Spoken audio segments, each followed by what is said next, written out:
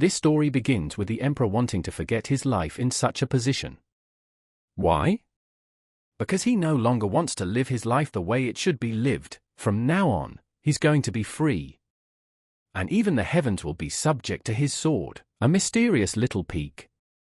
A tired guy can barely climb the mountain, his legs and arms are out of control, and finally he makes it to the top. A completely exhausted guy falls to the ground near the monument and grasps the medallion with his hand. He could hardly breathe and suddenly remembered the promise he'd made to Lian.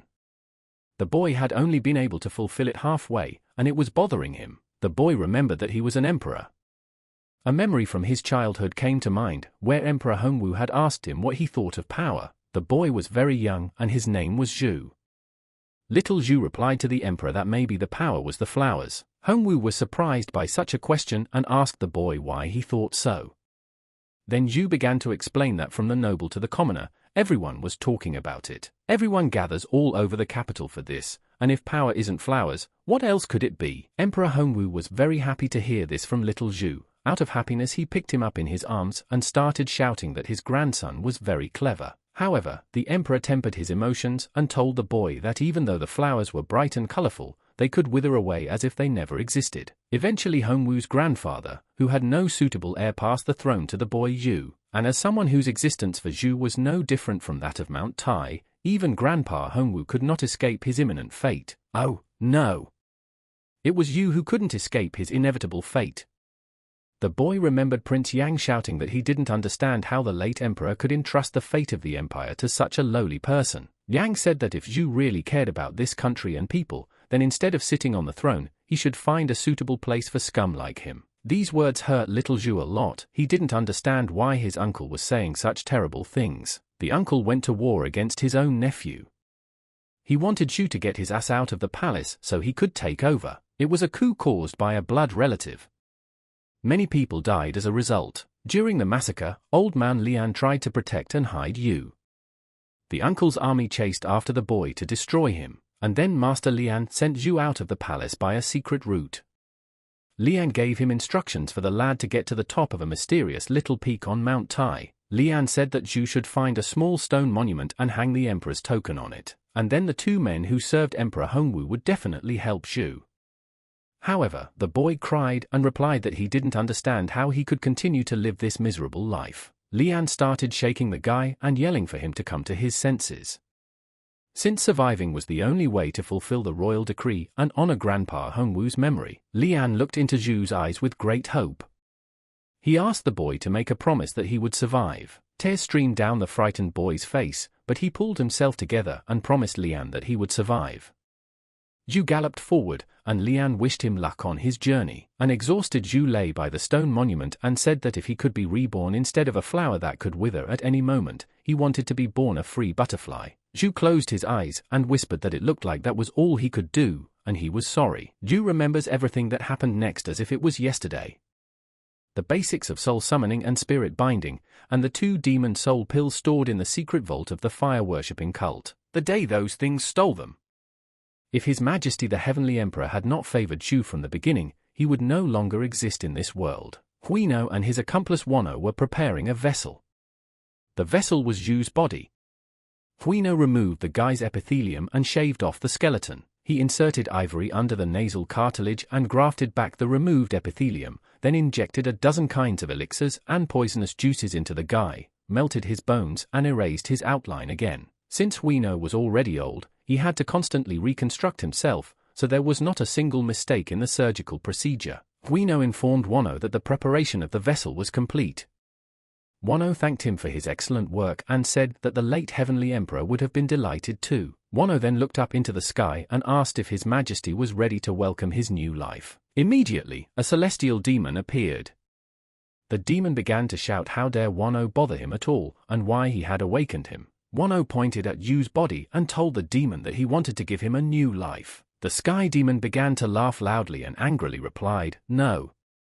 Wano was confused, as he had not expected such an answer. He asked the demon that didn't he want a chance at a new life. The sky demon replied that he didn't want to become human. The demon didn't want to experience boredom and loneliness again, as even in hell it would be much more interesting than being human. So the demon got angry and started yelling for Wano to never summon him again, and if he summoned him again for that reason, he would kill them all. Wano realized that he had to come up with some sort of ruse to get the demon to agree, since if he left now, it was all for nothing, and then he looked the demon straight in his burning eyes and called him an idiot. Fury immediately seized the demon. The demon began screaming that Wano had just asked for his death and he would destroy him right here and now. Wano went on to say that if the demon is indeed a celestial demon, then he really is an idiot for being ignorant of the world around him. The demon was about to destroy the old man, and then Wano spoke a name, Zhong Sanfeng. Wano began to tell me that an extraordinary ascetic named Zhong Sanfeng had appeared in this generation, and he is even extolled as more perfect than Dharma.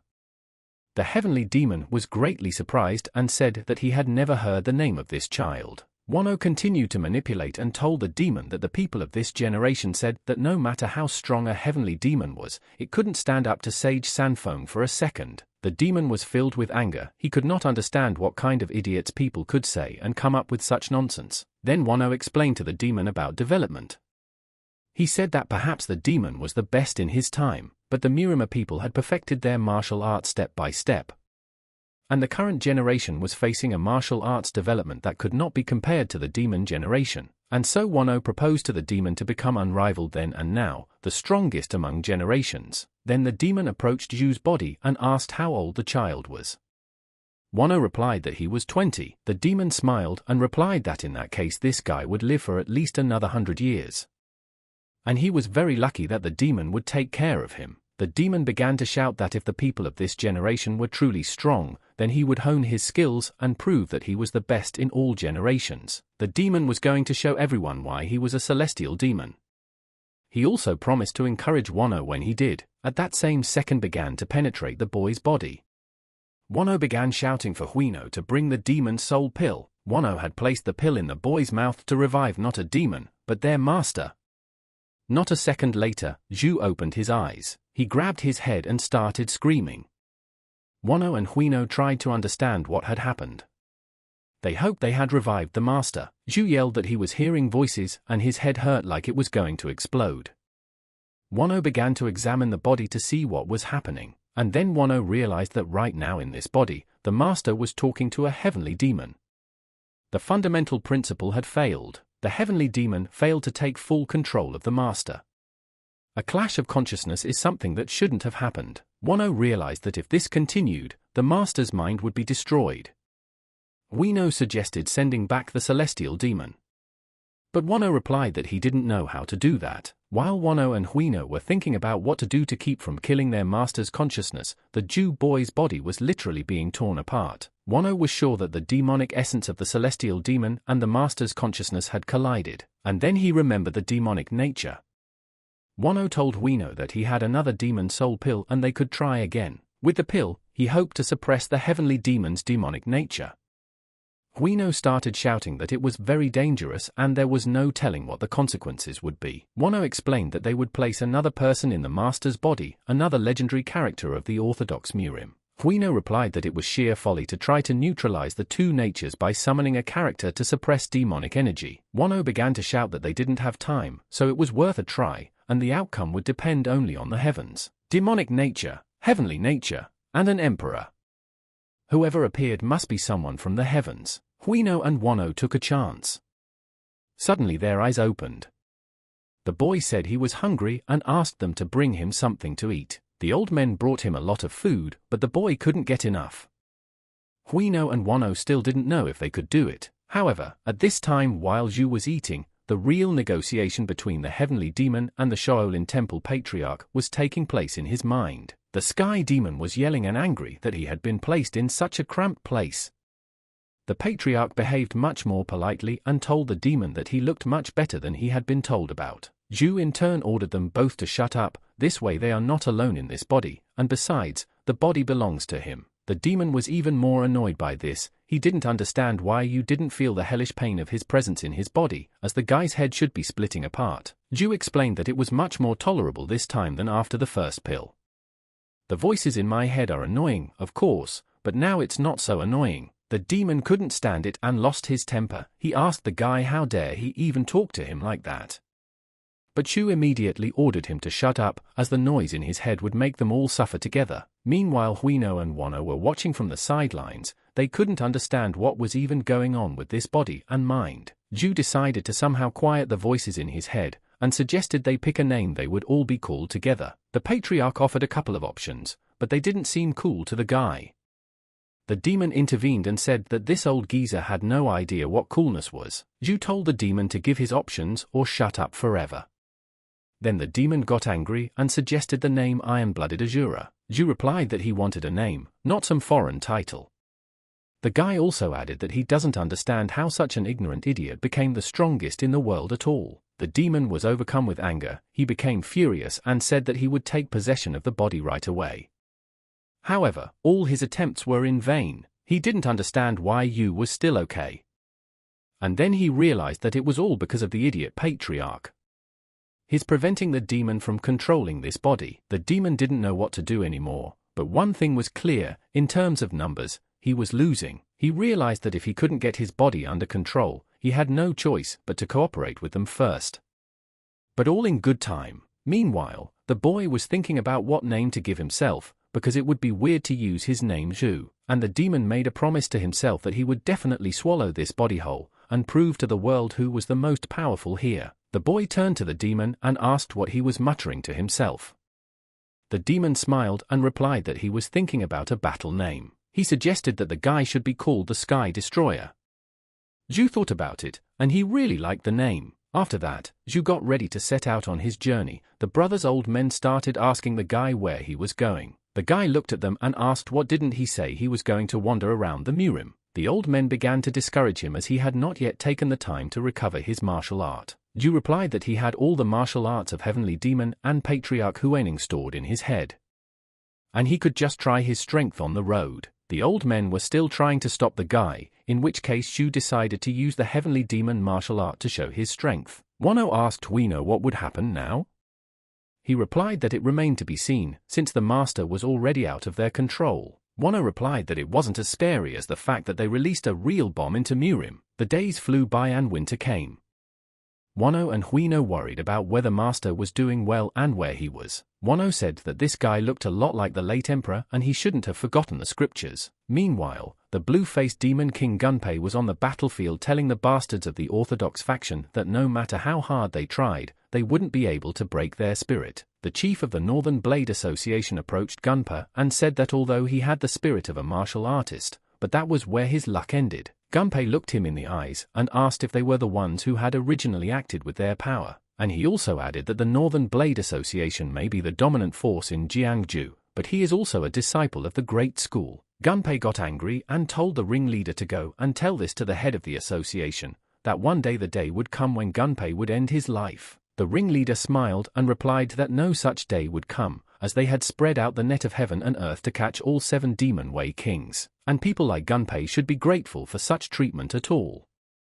Gunpei replied that their network was nothing to him. The ringleader looked him in the eye and told him to stop pretending as they knew all about his plan. Afterward, he praised Gunpei for his bravery and for making a commotion to distract them and let his brothers escape, but Gunpei had met the wrong opponent to be so led. And then there was a sound, and the ringleader said that it meant that the Gunpei brothers had already gone to the underworld. Gunpei lost his temper and attacked the ringleader for their decision to destroy all the seeds of the demonic path. However, during the battle, the head of the association clearly had the advantage. He said that getting rid of such seeds was the most correct solution. But Gunpei didn't give up hope. He believed that the very grandmaster of the demonic path, Heck, would come to the rescue. The head of the association started laughing loudly. He bent down to Gunpei and said that he was about to tell him a secret. The head told him that the Sword King of the Northern Sea and the Killer of the Azure Sea had turned away. And then the head asked Gunpei that did he really think that the Grandmaster of the demonic path would be able to do anything under such circumstances. After all, even now that they're dying, the Grandmaster is not taking any action, so there is no hope for him. However, Gunpei didn't give up. He replied to the chapter that there would come a time when he and his brothers in the demonic path would shed bloody tears at any cost. The head ordered his warriors to deal with Gunpei as he was talking too much. The warriors pounced on him, but Gunpei gathered all his last strength and used the art of the Thunder Blade, a brutal demonic force. He fought honorably and scattered all the warriors, when suddenly 3 unknown people shouted to him from the back that did he still have internal energy left.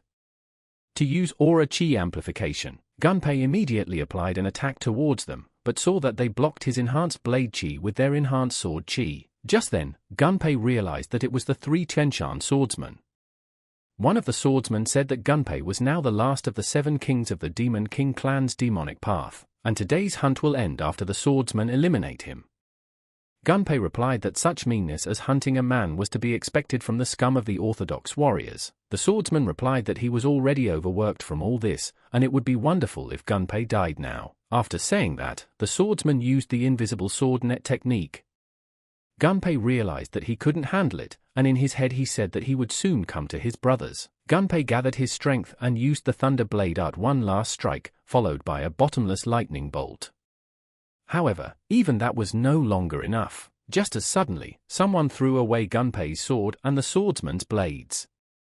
No one could understand what had happened. Unexpectedly, Zhu showed up. He said that he had been watching the fight, and it was interesting.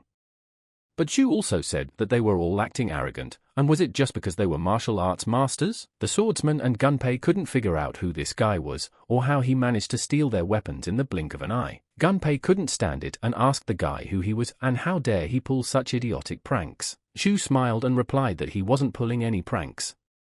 He had simply stolen the martial artist's weapons. Isn't that the biggest insult to them? Suddenly, one of the swordsmen intervened and shouted that this guy was just a youngster who had milk on his lips. However, his brother stopped the swordsman. Chenshan's second swordsman named Ha stepped forward and asked the guy if he could get his name. Zhu smiled and replied that he was a heavenly demon caster, or rather a heavenly destroyer. At that moment, the demon in the guy's head was proud that he had listened to him after all and taken that wonderful name. The second swordsman immediately recognized the celestial destroyer and said that he also knew him as Ilshimashil, the celestial demon caster. Suddenly, Gunpei intervened and called the swordsmen idiots for presenting themselves in front of this guy. And then the second swordsman asked Zhu how dare he try to deceive him and try to introduce himself as a heaven breaker. The swordsman concluded that the guy was also one of those who practiced the demonic way, and ordered him to be killed. The swordsman vowed to kill these two, no matter what the cost. Meanwhile, the demon in the guy's head hoped he wouldn't just sit idly by. Zhu replied to the demon that he wasn't going to die a vain death, and especially not after surviving this hellish time. The swordsman attacked the guy at this time, however his blow flew through the guy and did not cause any injury. That got the guy fired up, and he joined the fight. Meanwhile, the demon was yelling at him that he wasn't even using half of his power. Zhu ordered him to shut up. The swordsman attacked the guy from all sides. Suddenly the second swordsman prepared to strike him from the back. He was sure he would destroy this guy. The swordsman struck a blow. Suddenly, Zhu picked up his brother's body and asked the other swordsman why he had made such a mockery of him. Because you can't cut your own allies. Fury gripped the swordsman. He ordered his warriors not to stop in any case and to continue to press the numbers. Suddenly, Zhu approached the swordsman and said that he seemed to enjoy fighting under numerical superiority. The swordsman couldn't understand how this guy appeared in front of his nose completely unnoticed, and what surprised him even more was the unusual stance the guy took to apply some technique. Meanwhile, the demon inside the guy was cheering that he was now using the very technique. Zhu used the martial art that is the symbol of the demon. Gathering all the strength in his body, Zhu used the heavenly demonic rift. Gunpei simply couldn't believe his eyes. The swordsman decided that it was some sort of illusion technique since it was completely impossible. Then Zhu suggested that they see for themselves. The second swordsman lost his temper and started shouting that Chenshan's 3 swordsmen would never fall for a simple illusion technique and pounced on the guy. Zhu destroyed all the warriors and wounded the swordsman. The latter were frightened and rushed to flee without finishing the battle. The demon asked the guy that if he was going to leave it like that. Zhu replied that he was fed up and that was enough for today. Gunpei heard this conversation, rage swept over him and he started yelling that was the guy going to end it just because he was fed up. But Gunpei couldn't believe his eyes that an incredible man had appeared in this upside-down Murim world. Meanwhile, the demon couldn't be happy that Zhu still had the qualities to follow him and not this holier-than-thou patriarch. Suddenly Gunpei threw himself at Zhu's feet, calling him a great warrior. He begged to be allowed to go with him. Zhu started laughing loudly and called him a hairy old man, adding that it would never happen. The guy disappeared over the horizon. A short time later, word was already rife in Kaifeng that Murim had been turned upside down. 2,000 swordsmen of the Northern Blade Association and 500 martial artists of the Orthodox Forces Union who went on a hunt for the 7 kings of the demonic path destroyed 6 out of 7 kings. It was no wonder that the Orthodox sects prevailed over the 7 kings of the demonic path. But the second news that followed, this began to cause Murim to become confused. The appearance of the celestial demon caster, celestial destroyer. He was the one who had slaughtered 528 people from the Northern Blade Association and 127 people from the 9 Orthodox Alliance. The appearance of a demon god. At this time, Zhu was in Kaifeng and he happened to hear these rumors. Someone even said that everyone who had seen the heavenly destroyer had died. Someone claimed he was so scary and had a face like the devil himself. Unexpectedly, one of the guys said that Chenshan's second swordsman who managed to come back alive said that the Heaven Breaker was handsome and young. The guys then discussed that at any rate, the Northern Blade Association had already dispatched an investigation team, and it looked like there was going to be a bloody war in Murima. The demon inside the guy was just cheering at this time that everyone was making a fuss because of them. He shouted that this was just a magnificent appearance of the Heaven Breaker. Zhu immediately ordered him to shut up and said that he felt like he had just been dragged into a pointless fight. The demon began to say that he did not understand why the guy was uncomfortable, because he even changed his clothes.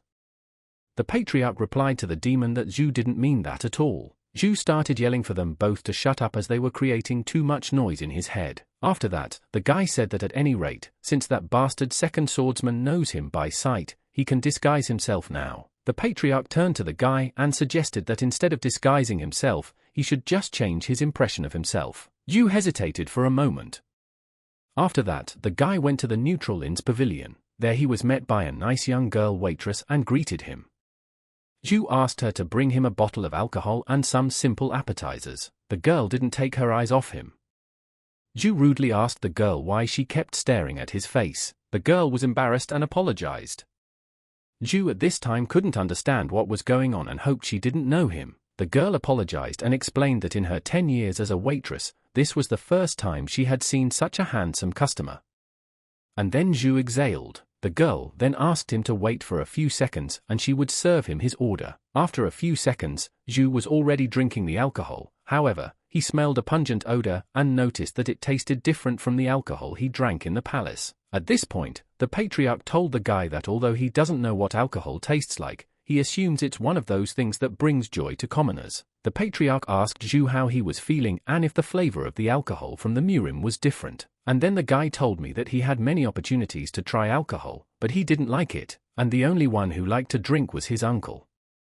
But for Zhu, alcohol always tasted bitter. Then the patriarch told the guy that from what he heard, mental illness must have made alcohol bitter for Zhu. It was the first time the boy had heard of the soul disease. And the patriarch said that since Zhu had inevitably committed murder, no one else could pay for his sins. So the patriarch asked the guy not to make stupid mistakes by engaging in avoidable combat and committing senseless murders. And afterward the patriarch asked the lad, by doing so, will not the day come when he will be able to feel the sweetness of alcohol? Suddenly, a demon intervened and began to shout that all this was like something a crusty old monk would say. And anyway, how could the patriarch know the taste of alcohol? The demon kept shouting that if you don't kill first, they will kill you. And this applies not only to the Murim, but to the whole world. The patriarch told the demon that this is the first time Zhu has committed such overkill since coming to the Murim. And the demon should show him some generosity and learn to understand the guy. At this time, the guy was thinking about the fact that he had never imagined that the heavenly demon's martial arts would be so strong. This was the first time Zhu felt so free. However, he realized that if he only used this power for his own benefit, how was he different from his uncle? And then Zhu turned to the patriarch and said that when his drinks became sweet, he would be sure to pour some for him as well. The patriarch smiled and replied that he couldn't drink alcohol. And sure enough, Zhu remembered that the patriarch was a monk. Suddenly the demon asked the guy to be more careful as someone was approaching him. Suddenly, an unknown guy appeared in front of Zhu. Zhu immediately realized that he was a member of the Southern Blade Coalition. And then the guy introduced himself. He said his name is Tan Zhong and he's from Sichuan province. Zhu couldn't understand what was going on. Then Zhang asked him to join his company. The guy assessed the appearance of everyone in the company and assumed they were the same age as him. He also noticed that there were martial artists there, so Zhu thought that since he was bored anyway, it might be worth it to join them and get some information. Yi Zhu replied to Zhong that he would love to join them. Then Zhong brought him into the company and invited everyone to introduce themselves. The first to introduce himself was Hecrian Namgung, who had received the honorary title of White Sword Divine Dragon. Then the guy Peng, known as the Iron Bloody Fist, gave his name. Hecrian's sister introduced herself next. The girl said her name was Iron Namgung and she was honored to meet the young master. And only another sister in this family named Hemi Namgung couldn't understand what it was about this guy that everyone was so excited about. A few more people then introduced themselves, and Hecrian said that they had enough introductions on their part, and now they would like Zhu to introduce himself. Zhu smiled and said that they all looked like descendants of prestigious martial clans, so he didn't understand how to behave since they all treated him very hospitable. And after saying that, Zhu introduced himself by the name of Yun and said that he was a scholar who wandered here and there. The demon was of course angry that Zhu had come up with such a horrible name after being called the Heaven Destroyer. Originally, the Heaven Breaker thought that these guys were ordinary Murim residents who were the same age as him. But after hearing their introductions, he realized that these 4 gentlemen and 4 ladies were suddenly people of high status. Unlike the Northern Blade Association and the Southern Blade Coalition, they belong to a much more powerful force, namely the Orthodox faction. This faction is known for its righteous deeds. The faction consists of a league of 5 clans, and the pillars of the league are the famous Nam Gong clan, the Tang clan of Sichuan, the Peng clan of Hebei, the Yang clan of Jingzhou, and the famous Murong clan. And to summarize, these teens turned out to be hopeful young men responsible for the future of the 5 clans league. Hecrian asked the guy what brought him to Kaifeng's house, since it was quite far from Chengdu and Jiangnan. When the demon heard this, he was surprised, for Zhu had claimed that he knew nothing about Murima. Zhu replied to the demon that when he was emperor, he had memorized the map of the continent by heart. Peng intervened in the conversation and told the guy that he still wouldn't understand who they were, so he explained that they belonged to an organization called the League of 5 Clans. Suddenly, Hemi said that this place might be the headquarters of the beggar sect, but it was also the base of the Northern Blade Association. Zhu thanked for such information. In his head he couldn't believe that Kaifeng was the base of the Northern Blade Association. So the guy asked the guys what their gathering there had to do with the fact that it was the base of the Northern Blade Association. Hemi replied that he was a rather curious fellow, and told him in a gruff tone that this meeting was because the Northern Blade Association would be holding a grand banquet for the Orthodox faction representatives. Suddenly Hecrian intervened and asked Hemi not to be rude to their guest. The girl obeyed. Zhu decided to clarify, meaning that because of the Orthodox faction's grand banquet, all the Orthodox martial artists were gathering at the Kaifeng house. Hemi replied to him again with a sneer that it was exactly like that. Zhu smiled and said that he didn't know that the Murima world was so violently divided into different factions, since he is a layman in regards to Murim. Hecrian replied that he had noticed that, and he hoped that Zhu was interested in learning about the world of Murim. And suddenly Hecrian approached the lad and said that Murim is a cruel place, especially now that the root of the conflict is getting deeper and deeper. Zhu didn't understand which root he was talking about. Then Hecrian asked him if he didn't know about the Orthodox way and the demonic way. Zhu replied that he had heard about it. Hecrian said that even in the history of Murim, the 2 forces have never been as clearly separated as they are today. They are in a situation where every person in Murim has to choose between 2 options no matter what. Zhu asked, there must be someone who doesn't want to belong to either the Orthodox path or the demonic path. Hecrian replied that there are such. However, people or groups that sit senselessly in the middle are considered enemies and are likely to be killed. At this moment, Zhu thought that this was some unreasonable measure. Killing just because a person was unwilling to take sides. And Zhu asked Hecrian, who takes the responsibility to press charges against those who could not make up their minds. Hecrian replied that the Orthodox faction, i.e., them, is taking it over, and suddenly he continued, he too belongs to the Orthodox faction. But he doesn't think that his faction suppressing the demonic path is the only way to preserve the morality of the Murim. Zhu was surprised. The demon in this said that this guy is quite open-minded for a young kid from the Orthodox faction, he even speaks his mind. Hemi quickly moved closer to her brother and said that he shouldn't talk like that in front of so many people. Zhu realized that he might be a hopeful young man from the 5 Clans League, but right now, his opinion had no influence. He's right, but it's unrealistic. However, Zhu decided that it was still worth it to observe this person closely. Afterwards, the guy thanked the guys for the information, as he now knows that the situation in Murima is very complicated. Hemi replied that everyone's circumstances are different. Hecrian noticed Zhu's interest in the Murime, so he allowed him to ask more questions that he was interested in. Zhu smiled and said that it might sound rather presumptuous, but who was the strongest in Jianghu right now? The guys were surprised by such a question. But Hecrian said that he wasn't sure. Despite some differences of opinion, the leading people among the 4 generations should be the grandmasters of the demonic path. The demon had never heard of such grandmasters. Zhu thanked for the answer. Hecrian also revealed that Jianghu is huge, and there are many undiscovered high-level martial artists, and so he really thinks that there are martial artists stronger than the ones he mentioned, and they could appear whenever and wherever they wanted. Suddenly Zhu asked, "What about Patriarch Huaining, the 6th ancestor of Shaolin?" Hecrian began to laugh and said that it was hard to answer that since the Patriarch had lived 700 years ago. The demon started laughing loudly and told the Patriarch that the ancestors didn't like him very much. The Patriarch tried to calm himself down and not react to the demon, and then Zhu asked, "Then what about the heavenly demon?" Hecrian and Hemi didn't understand why the guy was asking this. Hecrian replied that this is one of the characters from Murim history, and the story of the sky demon is simply not believable, so you shouldn't rely on it. The demon was seized with rage and began to shout that even the old men outside the heavens knew of this fact. Suddenly there was some shouting. Zhu turned around and saw a crowd of men throwing the girl to the ground and shouting that how dare she think she could escape from them. The girl begged to be spared. Zhu meanwhile evaluated their appearance and realized that it was the Northern Blade Association. The girl was addressed by the vice-captain of the Northern Blade Association Law Enforcement Squad, White Tiger Sword Gar Duxam. Gar took the girl by the hair and started saying that she was a brave girl since she left her father and ran, saying she wanted to survive on her own. The girl called out for help. Suddenly, Hemi ran up, drawing her sword.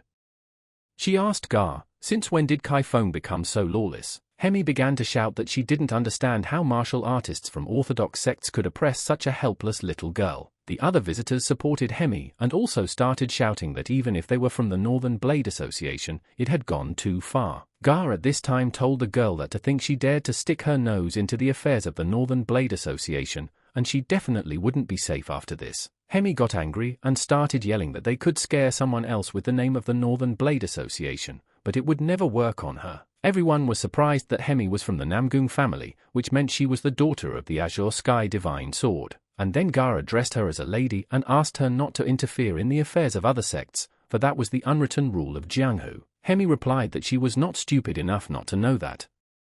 However, one should not turn a blind eye to what goes against public order, and that's what Hemi should be doing as a martial artist, because from what she's seen, what these people are doing is no different than kidnapping. Gar replied that he thinks Hemi is doing this because he doesn't realize that this girl Shui is the daughter of a snow tiger with 1,000 skills. Her father is the leader of Kaifeng's demonic border sect. Therefore, Gar explained that they had no choice as an order had been issued to arrest all the members of the demonic frontier sect, and if Hemi still won't get out of the way, they'll have to use physical force. Suddenly, Hecrian started laughing loudly and asked, "Since when did the Northern Blade Association Law Enforcement Squad behave so brazenly?" Zhu, meanwhile, was watching from the sidelines and thought that he shouldn't have joined these guys. Gar replied to Hecrian that since they were on duty, they should not be threatened.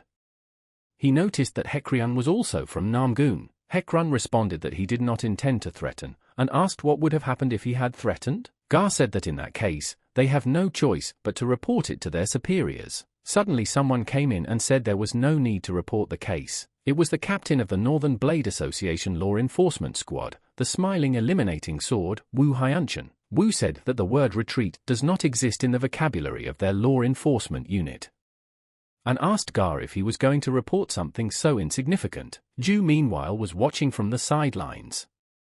The demon began to say that this Wu was some kind of idiot who looked like chopsticks. Wu turned to Hecrian and asked if he thought he was out of line, and he also added that if the leader of the 5 Clans Alliance found out about it, Hecrian would be brought to justice. Also, Hecrian would be in a predicament if the story about the next head of the Great Namgung clan clashing with the Northern Blade Association over some demon path girl. Hecrian could barely contain himself. Wu continued to say that if the relationship between the Northern Blade Association and the Five Clans League deteriorated because of Hecrian, would he take responsibility? At this point, Peng had already lost his temper and started shouting that Wu was an idiot and how dare he threaten the head of the Namgoon clan. The guy ordered for Wu to shut his mouth. Wu was surprised at such audacity and told Peng that given his age and status, Peng had no right to say such a thing. After that, Wu told his men to order the members of the law enforcement squad surrounding the place not to let anyone out from now on. And now Wu asked Hecrian what he was going to do now. The demon, meanwhile, was filled with anger. He cried out that from the beginning, the scum of the orthodox sects have always been wolves in sheep's clothing. The demon suggested that Zhu should knock the idiot out. The guy replied that the demon was crazy because if he used demonic martial arts, his identity would be revealed. The demon kept saying that Zhu could just beat everyone to death so that there would be no witnesses left. The guy didn't like that idea. Suddenly, the patriarch said that in that case, you could use his martial arts. Zhu thought for a moment. At this time, Hecrian demanded that this girl be left to them and they would accompany her and monitor the investigation. The guy also shouted that it didn't matter if this girl's father was a representative of the demonic path or an enemy of the world, it had nothing to do with her. Suddenly, Wu started laughing loudly. Gar noticed that the expression on the captain's face had changed, the expression he shows when he wants to kill. Wu told Hecrian that they carry the halo of the clan on their backs, yet they don't know how the world works at all. So he suggested that they try to take the girl. Everyone drew their swords, and Wu said he couldn't bear to look at the arrogant face of a young master from a rich house, so he decided to kill this girl right now. Hecrian started shouting that this was not the right thing to do as a member of an orthodox sect. Suddenly, Wu stopped and said that really killing her would be too much, so he cut her clothes. Hemi started yelling that Wu was a real animal. Zhu couldn't take it anymore, he used an attack, knocking Wu to the floor. Hemi asked her brother what was going on. Hecrian couldn't believe his eyes. He realized that this was a stepping stone to ascend to heaven. Shaolin martial arts. Wu barely got to his feet and began to shout, how dare this freak allow himself to do such a thing? The people around him couldn't believe their eyes that this guy was literally floating in the air. Wu didn't realize that such a Qinggong still existed. He didn't understand where this scumbag came from, as he was clearly not a member of the Five Clans League. Meanwhile, Zhu has ordered that Wu let the girl go, and if he doesn't, he will meet his death today. The demon was jubilant that Zhu would still finish someone off today, but the patriarch clearly didn't like that idea. Wu replied that he didn't know who the guy was and asked why and what he was doing it for. Wu threatened that he was the representative of the Northern Blade Association. And after that, Zhu threw a punch at him. The guy said that he had heard many times that this dog was from the Northern Blade Association, and told Wu to stop using it. Wu replied that he couldn't do that. And even if Zhu is a martial arts master, the word retreat does not exist in the words of their unit. Wu attacked the guy, however, the attempt failed. Zhu threw a few punches and warned that next time he would hit for real. Wu became furious and started yelling for the law enforcement squad to kill this scumbag immediately. The squad pounced on the guy. However, Zhu eliminated one by one. He didn't understand why these guys continued to act without relying on anything but numbers. The warriors from the squad attacked from different directions.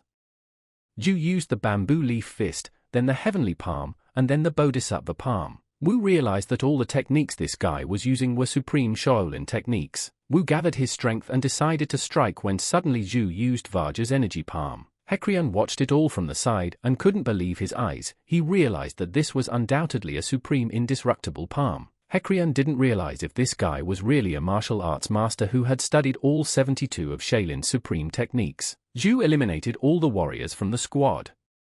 Meanwhile, Hemi helped the girl say. Zhu approached Wu and told him to listen carefully as he would only say it once. The guy told Wu to order all the members of the law enforcement squad to retreat immediately, and if Wu refused, Zhu would make him experience pain unlike anything Wu had ever experienced.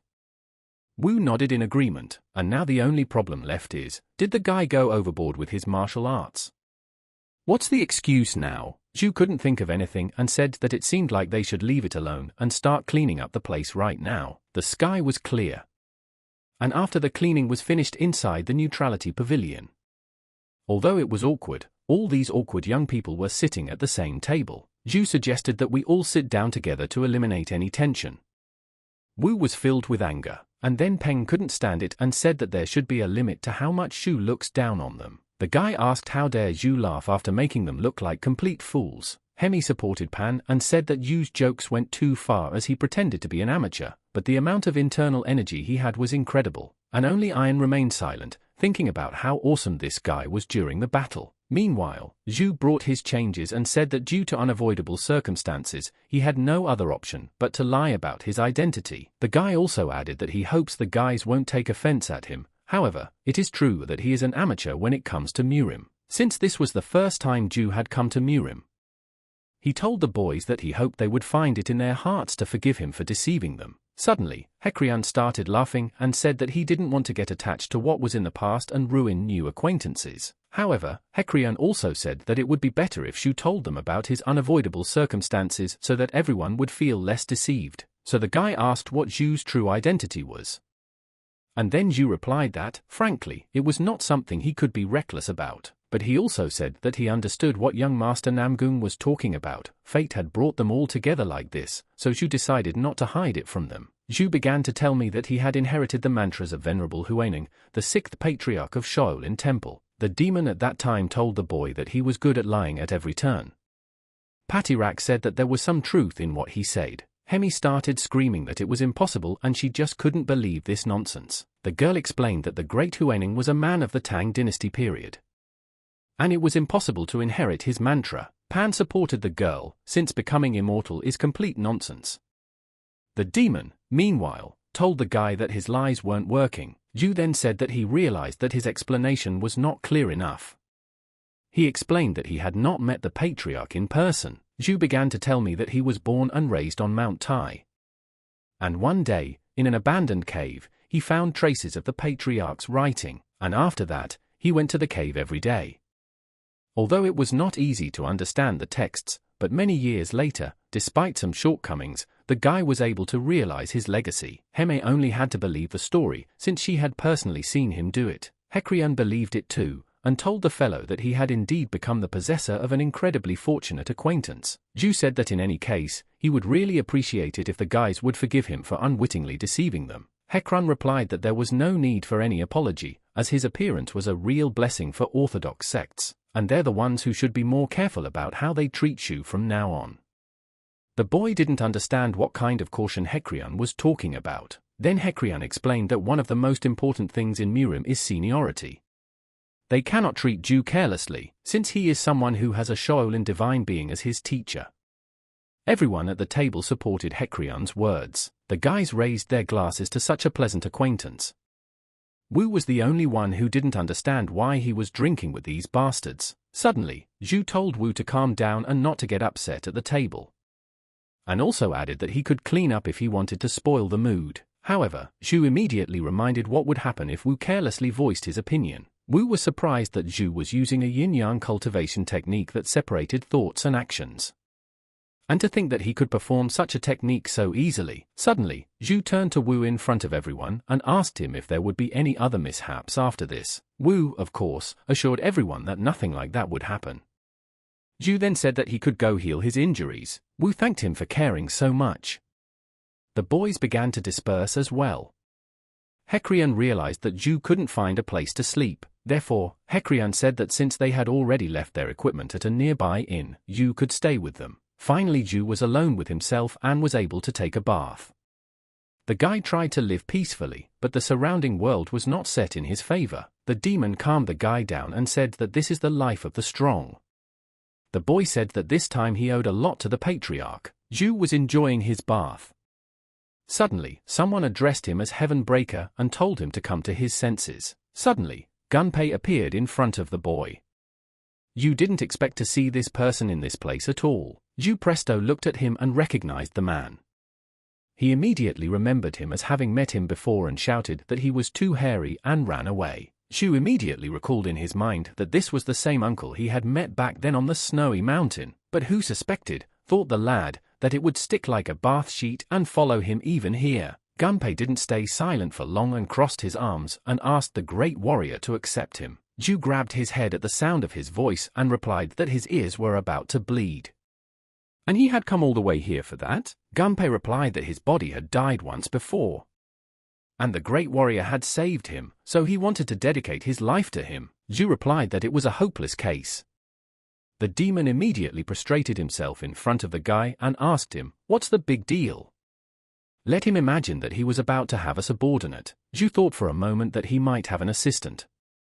But if he took him with him, that clumsy bulky man would attract too much attention. But in a moment to the guy, something came to mind and he showed with his face that he already agreed and answered Gunpa that he would be his subordinate. At this time on Mount Taishan in the small mystic peak where there is much snow, Wano and his brother were laboring and hauling firewood. But in a moment they both stopped and Wano listened and asked what was that sound? When they looked back they saw some stranger with goods on his back running downstairs screaming.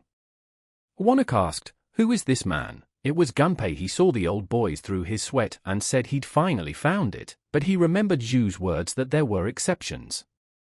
After all, with his current skill level, he would be a burden to him, and so right now he should go wherever the guy tells him to go and let him start practicing hard. Gunpa didn't understand anything and asked, "Where is that going?"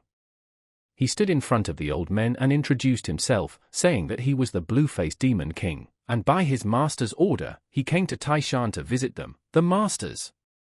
Wano was surprised and asked Gonpei what he was talking about. After all, according to his memories, no one should know about this place.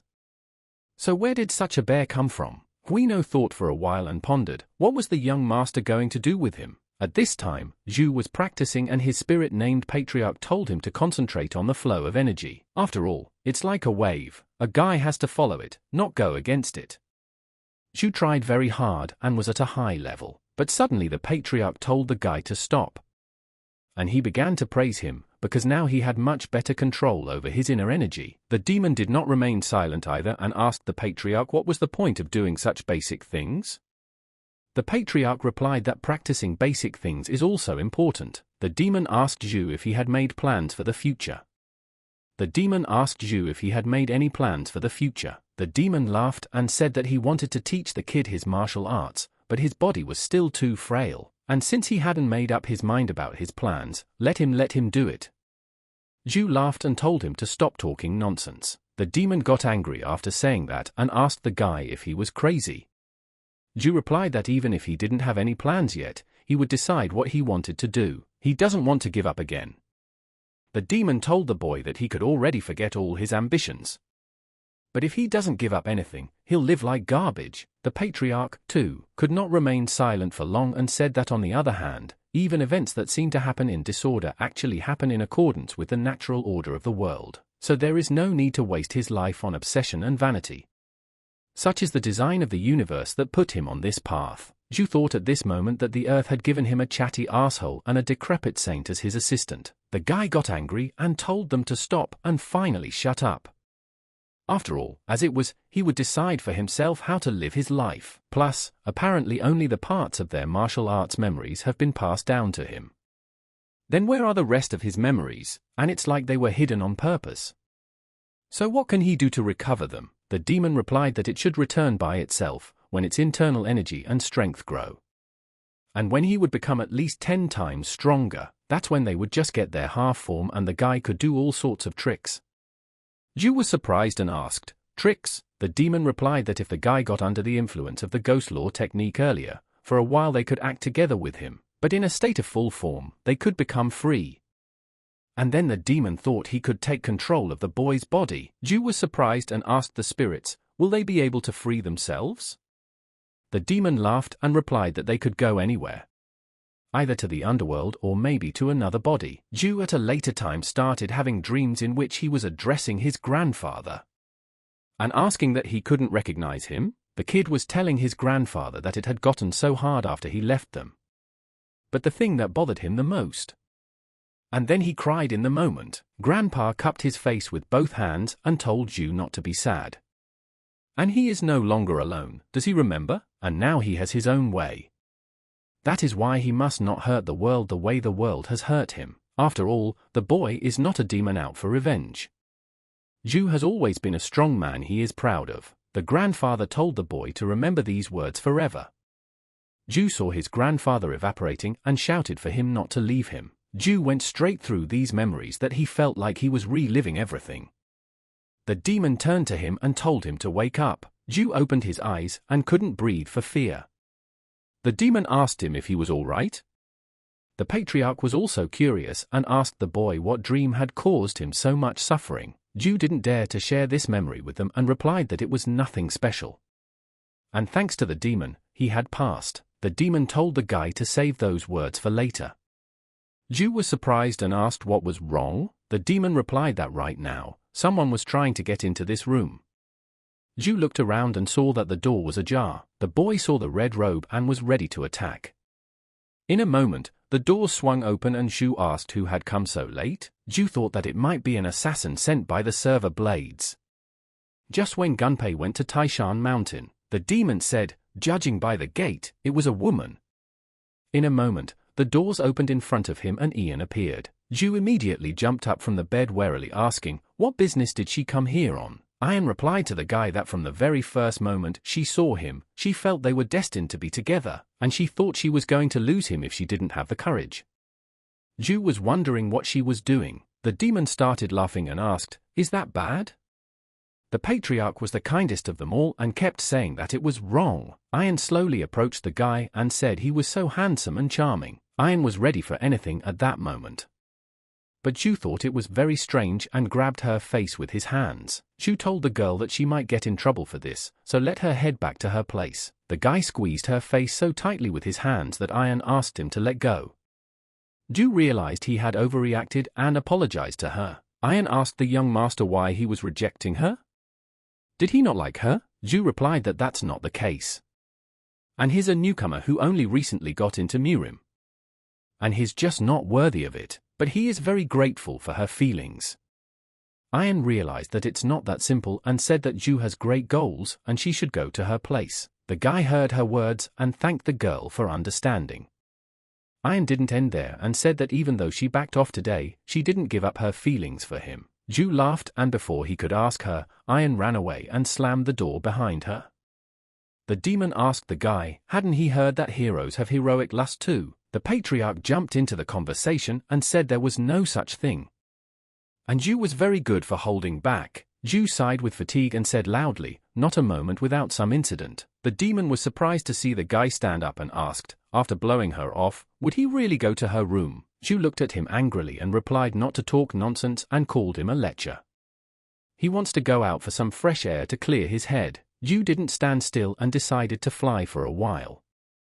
The demon said that the guy was very good at the heavenly demon's flying technique, but where was he going in such a hurry? It was good to be alone, but wasn't he going to bed? Ju replied that the elders from the small mystic peak had told him something.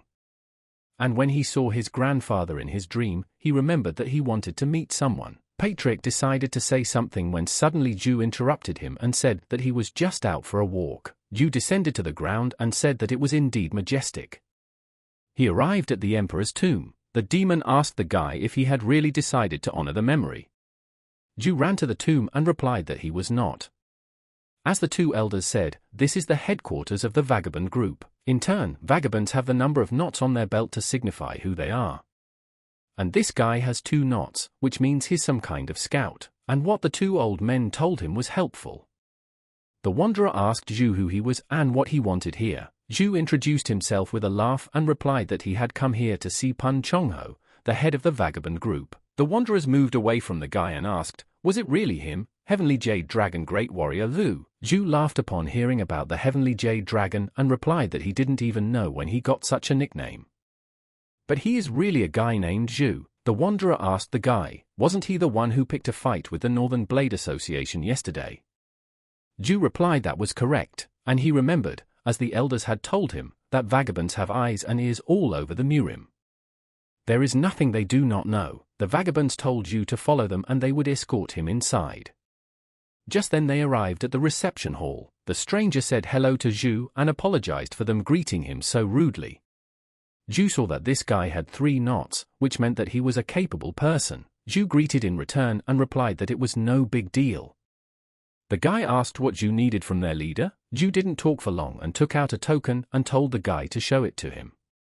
Then he would understand why they had come to him. The guy seeing the item was greatly surprised and told Ju to wait for a while and he would give the leader the token. Ju remembered something and stopped the guy. He was asked how else could he help. Ju replied that the guy fulfills his request without even asking anything. The guy replied that they were vagabonds, and the Northern Blade Association had long been feuding with each other. They were pleased to hear Ju humiliate them, but he doesn't know what the young master has in common with their leader, but they are also curious about the goal Ju is going for, so don't let Ju think he owes them a debt. The guy immediately ran away and said he would be back soon. Ju considered and saw that although the decoration here was not rich, the headquarters was arranged very well. Despite their appearance, the group of vagabonds could not be underestimated, and you shouldn't look down on them and think of them as some kind of scum. And Ju understood that very well. In a moment, the Verdi opened in front of him and the dust rose so high that the man's silhouette was barely visible. Ju was very much surprised and didn't understand what was going on. The leader of the vagabonds asked the young master, was he the one who brought this token here? Ju examined the leader fully and saw that he had a lot of knots. The leader asked him, was he the one who brought the token? Ju replied with a trembling voice that it was correct. The leader fell on his knees and said that he was Poon Chongho, saluting the great emperor. And he is honored to do so. Poon asked the guy to forgive his servant's infidelity. Ju was surprised and didn't understand what was going on. Poon said that henceforth he would be willing to sacrifice his life to serve him, His Majesty. Ju realized that this was indeed the case. Huino had told him that he would meet the leader of the vagabonds at the imperial tomb. And he would have to use the imperial token again. He immediately remembered his dream, how his grandfather had told him repeatedly that he was no longer alone. Ju realized that his grandfather had really directed him to his tomb. Poon asked how Huang No and Hui No were doing. Ju replied that he couldn't tell him exactly, as he hadn't seen them for quite some time. Poon told His Majesty that he could speak to him in an informal tone. Ju replied no, for he was more comfortable as it was, especially since he is no longer the emperor, so there is no need to address him like that. Poon replied that the servant would follow his instructions. Poon told Ju that although he is brothers, they are the only ones in the Murim who know of who Ju is. At his one command, they will gather the best warriors to take back his throne. Ju laughed and replied to Master Poon that he was no longer interested in this. Now his uncle, the hero of this era, he doesn't want to start a feud. So they will close the topic. Poon calmed down and asked Ju what his future plans were. Ju replied that although he had given up the throne, he didn't want to be a poor man either. How about becoming the emperor of Murim? With Poon's army and the support of the brothers, but few sects will be able to fight back. We can subjugate the strongest Murim organizations first. How can they do that? Does Master Poon wish to organize a bloody revolt for him? Poon asked Ju, does he wish to organize a revolt? Guy replied that that was exactly what it was. Poon said that the vagabonds had nothing to do with the alliance of the 9 orthodox sects. Let you guess why? Ju thought for a moment and replied that he didn't even know. Poon said it was to keep his independence. Despite the fact that groups of vagabonds are scattered everywhere, he has cost a lot of effort and patience to unite all of them so that now at one of his orders anyone will be ready to rush into battle. However, it's all for a heavenly order that will come someday. They will do whatever he says, no matter what. Ju thought that just as he thought, his grandfather had really loyal servants. He might have taken it as a rude request from the youngster, but the head agreed to it as well, and he's learning more and more how great his grandfather was. Ju apologized to Master Poon and said it was a joke. Poon was frightened and asked the Buddha if he had insulted him out of his own ignorance. Ju laughed and replied that all was well. But his words did give him confidence. If he needed help in the future, would Poon honor his request? Poon bowed and replied that he had no hesitation. Poon remembered and told the young master that his name had already spread all over Kaifeng. He had heard that the master used the fighting techniques of the Shaolin monks. But how did he learn them? Ju replied that it was long to explain, but later it was gladly done by the No brothers. Yi asked Poon if they attended the banquet for the orthodox factions. Poon replied that his students would be there. But if the young master went, he would drop by too. Ju immediately stood up and said that meant they would see each other there. Poon didn't waste any time and asked the young master to wait for a moment. Poon headed toward the wall and pressed the secret stone that opened the secret room. Poon asked the boy to head after him. After all, he had something to show him. Upon entering the relic room, Zhu was greatly surprised and said it was an incredible place. Demon was also shocked and said that the vagrants had collected an arsenal here. Poon said that just the sight of these blades made his heart skip a beat. These are all famous weapons from the Han dynasty. Zhu replied that it was indeed delightful. But how long would they have to walk like this? Poon opened the next door and replied that they had arrived. Zhu saw a very bright light and was greatly surprised.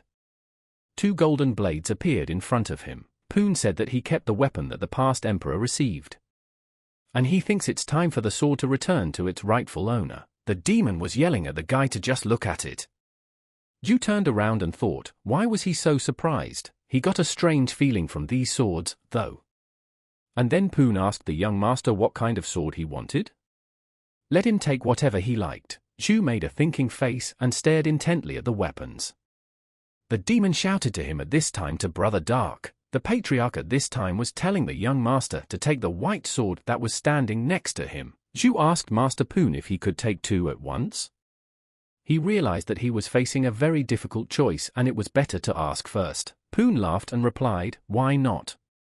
After all, the 2 swords belong to him anyway. So let him take both of them. The demon spirit said that he was a greedy little man. The patriarch in turn replied that 1 would be enough. Zhu told them to stop muttering. He asked Master Poon if he knew anything about where these swords came from. Poon replied that of course he was aware of it. The black sword is called the Heavenly Demon Sword and the white sword, the Spirit Sword. Zhu asked Demon, did he beg to take it because it was his? Demon called the guy a dog and asked if there was a problem. Zhu said that in addition to this blade, there is also a white blade. Poon replied that it was a spirit sword. It is said to have been forged by a famous master of the period of the battling kingdoms, and as far as he knows, it is also called the Emperor's Sword. Zhu was on his way to his home and had his hand on the Emperor's Sword. He immediately arrived at the neutral hotel, where a large number of people had gathered in front of it. Hecrian was discussing something with his partner as he suddenly saw Zhu and directed his gaze at him. Hecrian asked the young master where he had disappeared to. Zhu replied that he was just bored, so he decided to take a walk. Hecrian was greatly surprised, for he saw the 2 blades that shone on Zhu's belt. Hecrian asked the young master, what is this? Hemi stood in front of her brother and asked too, how could he get 2 swords in one night? Zhu laughed and replied that it came out by accident. Generally speaking, there was nothing remarkable about them. Hemi immediately thought about Zhu's words, about nothing remarkable. And the blades seemed worthwhile. Pan turned to Hecrian and said they had to be there in time for the banquet to start. It's time to move out. Hecrian asked the young master if he would go with them. It was said that this year's banquet would be attended by a Qigong master from Shaolin, but on the way to Yuncheng, Hecrian said that he was still surprised. Zhu had already earned himself the nickname of the Heavenly Jade Dragon, and his name is all over the neighborhood. He thinks he'll get all the attention at the banquet. Zhu replied that Hecrian was giving such high praise to an amateur like him, he was even embarrassed. Ian looked at him with loving eyes and said that he wasn't an amateur at all. He realized that this was going to be a problem for him. Zhu thanked her and said that whatever it was, he was honored. This building is beautifully visible from afar. The Northern Blades Association, it is easy to understand from the name that it is located in the north of the country. The Northern Blades are quite different from the Alliance of the Southern Blades, the 5 Clans League, and the Alliance of the 9 Orthodox sects. And what's more, the Northmen have the largest number of level 4 warriors. They are ruled by 3 elders, and under their patronage so are defense swordsmen, magic swordsmen, blood swordsmen, and demon swordsmen. Lower down the hierarchy are generals, captains, and common soldiers. Captains lead ironclad units. The generals, on the other hand, command the Law Squad, the Lucha Squad, and the Loyalty Squad. The number of all warriors exceeds 5,000. Not counting the rogues, it could be said to be the strongest organization. Hecrian said that although the association is acting quite aggressively right now, the demonic and blood swordsmen are the most worrisome. Zhu heard these words and said that the names are so bad that they speak for themselves. Hecrian replied that this was correct. These men were originally assassins and brigands, but after much negotiation, the Northern Blades managed to recruit them. However, even after the criminals became part of the association, they did not change. Therefore, their 5 Clans League and the Young Blade Association had many questions for the Northerners. However, Each time, the Northern Blades Association evaded the answer, and this was the main reason for the enmity between the League and the Northern Blades. Ju said, so the Blood and Demon Swordsmen are members of the Northern Blades Association. It seems illogical. The pavilion is huge, it must have cost a tidy sum to build. Jung also said that there were rumors that it took 100,000 gold, but that was already obvious. Ju asked with a smirk on his face, 100,000? Where do they get that much? Hekrian replied that the Northerners' income came from the transportation of goods, but on top of that, they own an inn, training pavilions, and make money through battles and all that. Hekrian immediately glanced over and told Ju in confidence that they used to still make money with magic as well, but now the lack of income from it was surely made up for by the swordsman's brigandage. Ju said that it is true that if you monopolize this industry, you can make a lot of money in it. In the moment, someone quickly galloped down the road and behind the guys yelling at them to move away immediately. The guys were surprised and such a scream made some of them bleed from their ears.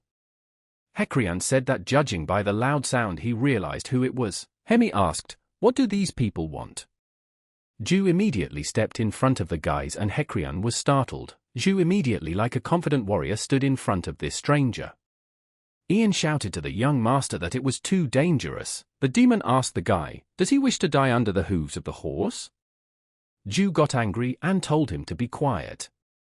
He was also tired of such recklessness. The horse wouldn't stop in front of him and headed for Shu. But the boy stood to the last. The guys were all terrified and shouted to the young master that he would be killed. But the horse was so strong that it jumped over Ju. Ju was greatly surprised and angry, and asked, what kind of horse is this? It's unbelievable. Hemi began to mock him and say that the young master wanted to show off, but it didn't work out for him, while Ian was worried and asked if he was all right. Demon didn't stay away either and asked if he realized what happens to Pontorices. Ju replied that it's just that this guy is a good rider. You can't even find the likes of him in the Imperial Army. Strange to find such a pro in an area where horseback riding is unpopular. Except, in his opinion, the rider girl. Ju asked the guy, are all these people going where they are going? Hekrian replied that it seems like they are. Hemi also joined the conversation and asked who was inviting so many people. They'll die here in line. Hekrian told his sister that one should be able to wait. Ju was surprised and turned to Master Namgung and said that it wasn't necessary. Hekrian was surprised and asked what? Ju saw someone and turned to Wu's brother. Wu turned around in a moment and was surprised that someone was yelling to him. Wu immediately wondered, how did this kid end up here? Ju was thinking at the same time, why was he standing there? Wu ran up to the guy and greeted him and said that he should have approached him faster. He saw that Ju had come here with these guys from the 5 Clans League. Ju asks Wu Hyun, he can use his connections, right? They've been in line for a long time and it doesn't seem like it's going to end. Wu immediately sensed Ju's strength and replied that he would have no problem doing so.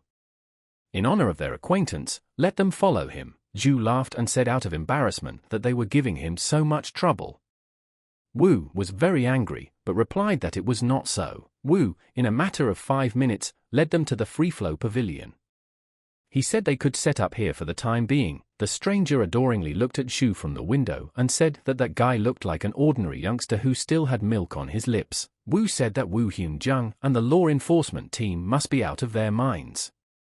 He can't believe they could be humiliated by a child like that. But then a man came in and asked, is he the one called the Heavenly Jade Dragon?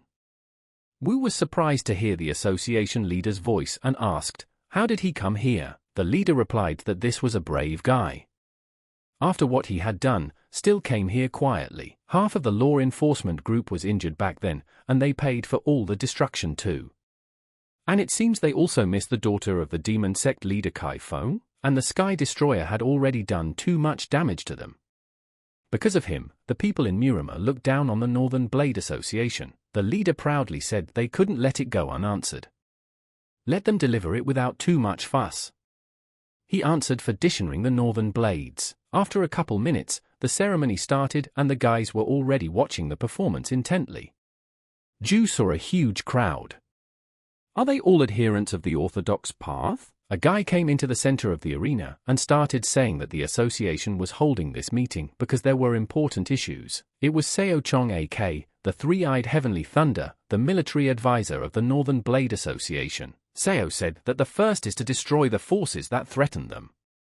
The second was to recruit young talented warriors to accomplish this goal. On behalf of the Northern Blades, he proposes to be the first to strike at the demonic sect before they grow stronger and start threatening the peace of the Murim again. When the warriors heard this instruction, they began to cheer.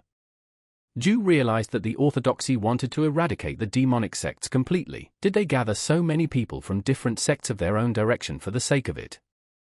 Ju asked, "What kind of person is this?" Hekrian replied that he was the military advisor of the Northern Blade Association. Ju was surprised and asked if it was too playful. Hekran replied that there is some. However, no one would be able to oppose such a statement.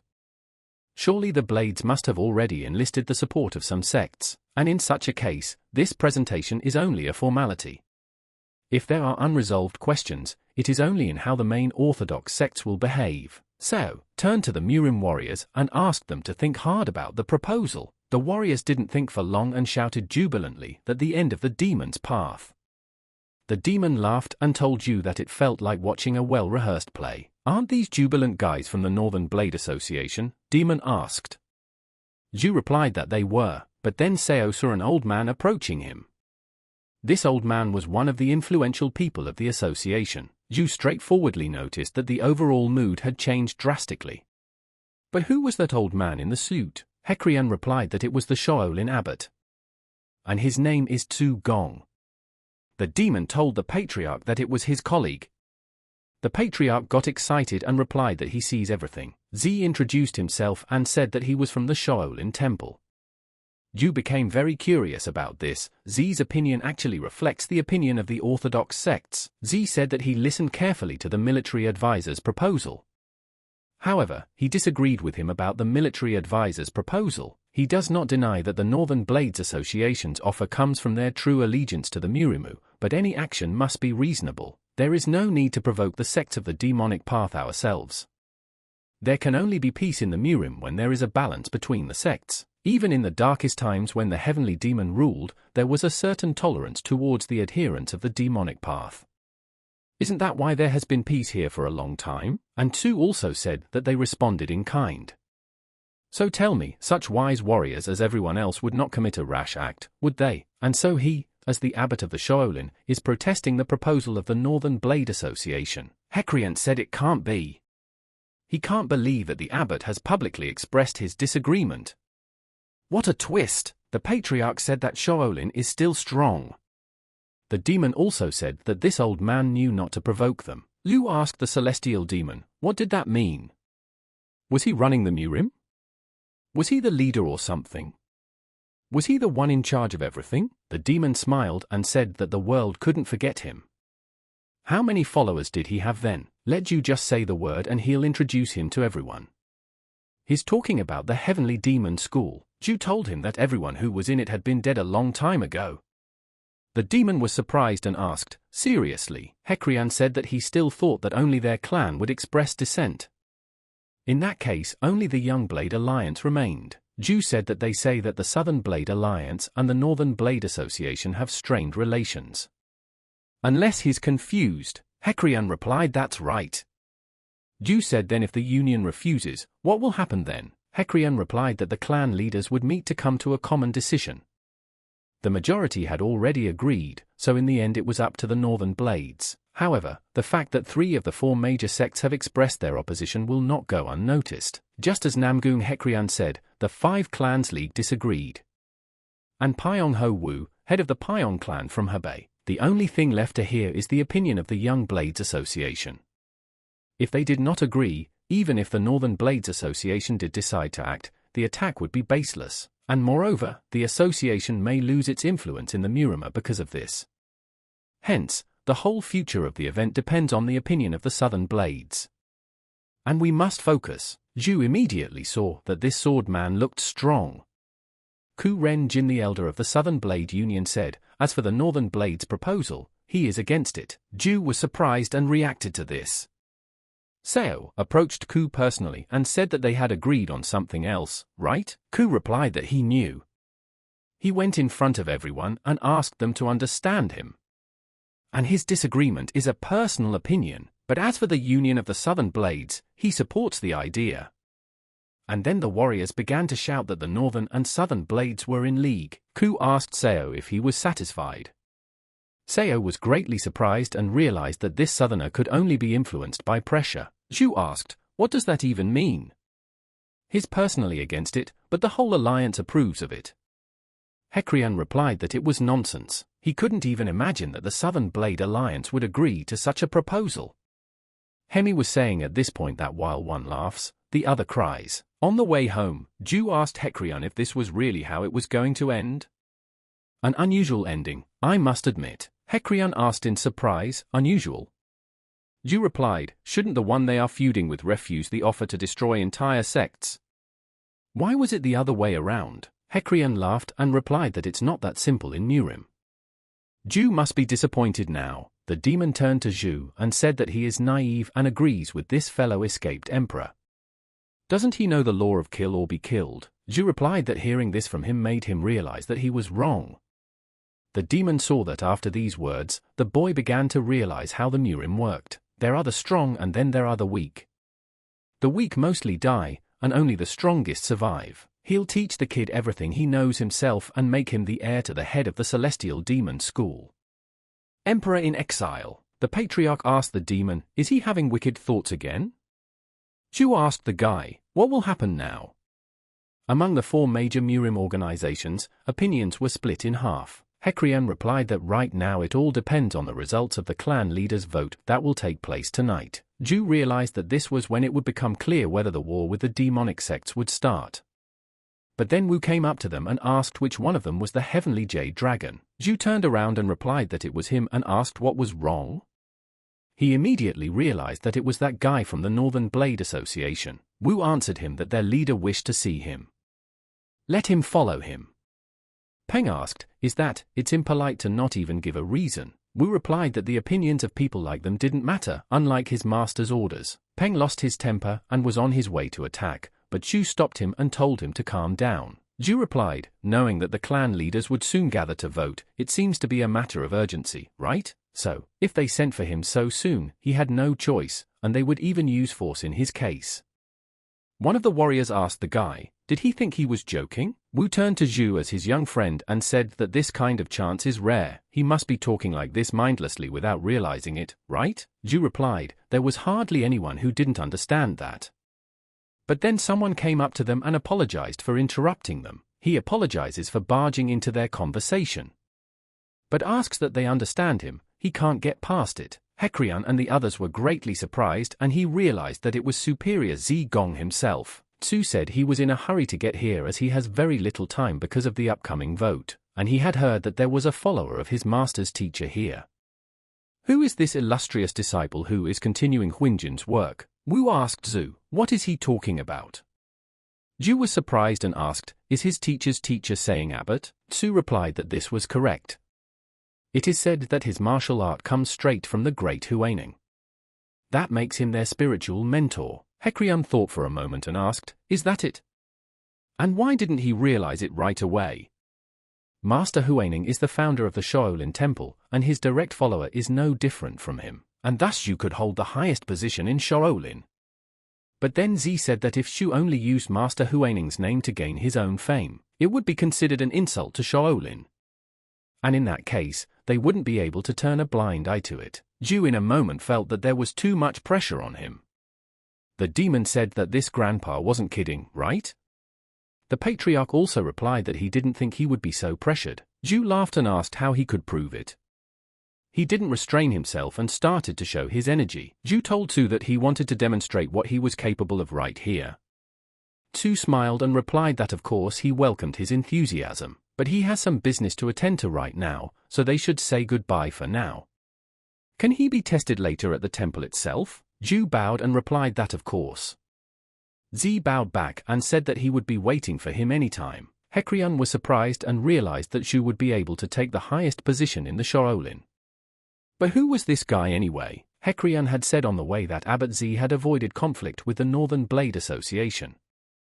But apparently the adepts were all furious about the incident at the guest house. Zhu asked what they would do to him. Hecrion replied that he knew he had a strong warrior by his side, but don't underestimate the leader of the Northern Blades, and frankly, they started the conflict. Anyway, let Ju take care of himself. They're all worried about him, Ju replied with a smile that he understood and would be careful. And let them not worry too much, and so, on the way back, the destroyer of the heavens had a thought. But all those in power turned out to be honest and generous people. However, the extent of their evil directly depended on how one perceived them. Because of this, the Heaven Destroyer did not hate his uncle Yang Wan, nor did he resent him. Because he was weak and didn't know how to fight, his uncle overthrew him. In a way, it was even according to the law of nature. If his uncle was a tyrant, he'd be overthrown himself. But Yang Wan is not so stupid. When the young man was able to calmly think about what had happened, an understanding came to him. On the way, the stranger turned to Zhu and asked, "Was it him?" It was the young Emperor Zhu, the destroyer of heaven, the heavenly jade dragon. He had 3 personalities in harmony, with none of them being particularly inclined to any of them. At the same time, there is no harmony in Murim. Everything is in the hands of the universe, which gave him this power. Zhu wondered if maybe he should follow a path where he could restore balance to the Murim. At midnight, Zhu reached the free flow pavilion and lay outside, looking intently at the sky. Zhu said he was very bored and wondered if the results of the vote were known. At the same second, someone ran beside him, and he was so fast that Zhu immediately sensed it. He stood up and saw someone moving quickly on the rooftops. Zhu said that it was a very complicated traveling technique. This is the heart of the Northern Blades Association. Who is this guy? And then Zhu decided he had to catch up with him. Zhu became very suspicious that this man only moves between the shadows. And he thinks he's at least stronger than Wu Yun. At this time in the Divine Sword Pavilion, it towers at the very center of the Northern Blade Association's territory. The building has 9 floors. Only 2 people in the Murima had the title of Divine Sword. One of them was the current leader of the 5 Clans League. This is Namgung Huai, the Azure Sky Divine Sword. And the second owner of the Divine Sword Pavilion, the leader of the Northern Blade Association. This is the fickle Divine Sword, Doku Han Chan.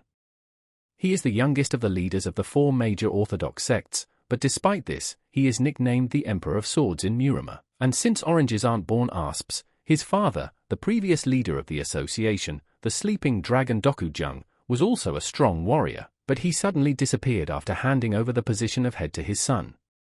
But rumor has it that the sleeping dragon Doku Jung is somewhere far away training his grandson, the sword dragon Azure Rain, Doku Mu. But no matter how things really are, Doku Han Chong is now at the head of the Northern Blades. Zhu saw that a stranger had entered that building. It was the Burning Water Pavilion, and this is another pavilion. It looks quite beautiful. However, this backyard is guarded by dozens of men. All excellent warriors. Which means they're protecting whoever's inside, or else, they are holding him in custody. And Zhu became very curious as to who was inside this pavilion. But how can he do that? If he was caught, he could easily be mistaken for a thief. He asked Demon how he could sneak in undetected. Does he have techniques? The demon was surprised and asked what? He's using it right now, isn't he? Liu asked, is it a stealth technique of a heavenly demon? But will it help to hide from strong warriors? The demon addressed the guy as a boy and asked, what is he stirring his skills with mud right now? Just let him focus and maximize his energy. Zhu started laughing and called him an angry cloud. He started demonstrating and thought that maximum stealth is achieved like this, and the young man did as the demon said and tried to sneak into the pavilion. Such a technique, with maximum concentration of internal energy, would help to pass the guards, if there was room to maneuver. Zhu made his way into the pavilion and saw that he had gotten past the warrior and wasn't noticed, and he seems to have made it through. And also, the technique to walk past any person, going unnoticed.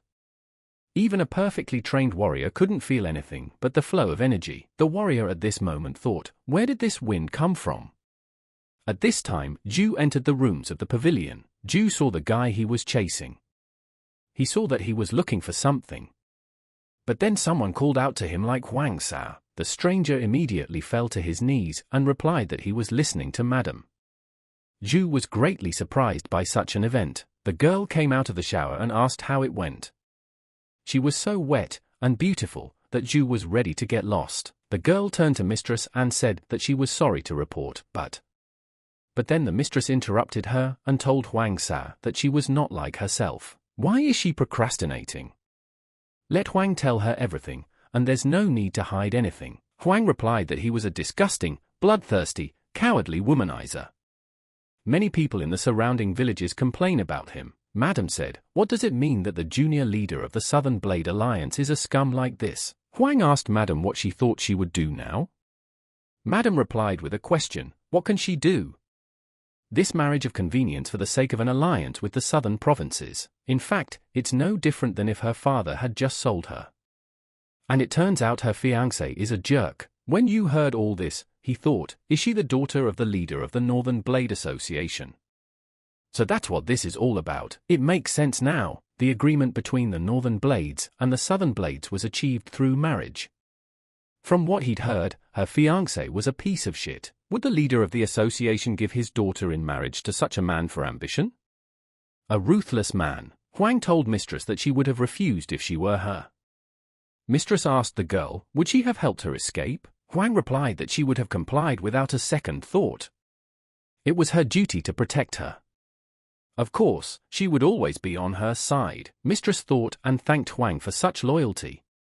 And she could be free for the day. She needed to be alone. Mistress let go of Huang and in a moment sighed, and sitting down on a chair covered herself with her arms and began to cry. Zhu was greatly surprised at this moment and didn't understand what he should do next now. He understands how helpless she feels because he has faced similar things himself, floating aimlessly downstream, and all he could do was shed tears. He tried to grasp the only chance he had, and his grandfather's friend saved him. He wondered if he could save her. The lady sobbed and suddenly said that she wished her older brother were here. Zhu decided to show her, and withdrew his invisible energy.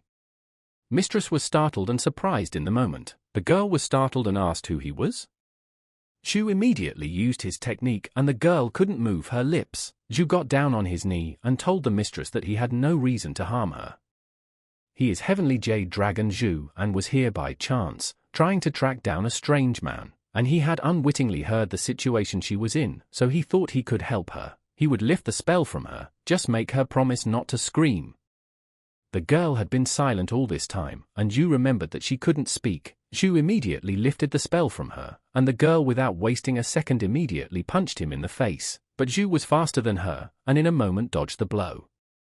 She was surprised that he was so fast. Zhu asked, should he hit her? The girl turned to him and asked if he realized what he was doing now. Zhu apologized and replied that he really wanted to help her. And her robe fell open a little. The guy saw that fortunately she didn't seem to be about to make a fuss. The girl shivered and asked how he could help her. Zhu replied that he didn't know and asked if there was anything she wanted. The girl told him that he was willing to do whatever she asked him to do. Zhu confidently replied that it was like that. Let her just say so. And he would fulfill her every request. The girl thought, what is this guy doing? Does he really want to help a stranger he's seeing for the first time in his life? Judging by the fact that this guy was able to sneak in here undetected, he's not some bandit. Can we trust him? The girl couldn't help herself and started laughing. Zhu was greatly surprised and asked what was so funny. The girl replied that a minute ago she was hoping a life-saving straw would appear. She ended up getting a whole rope. It's kind of funny. Zhu asked in surprise, straw? Rope? The girl replied that it was necessary to test the rope for strength, right? Her name is Doku Solan. And now we can speak as acquaintances. If he gets her out of Northern Blade's territory, she'll owe him her life. Zhu smiled and replied that he understood, and suggested to her that she put on some comfortable clothes.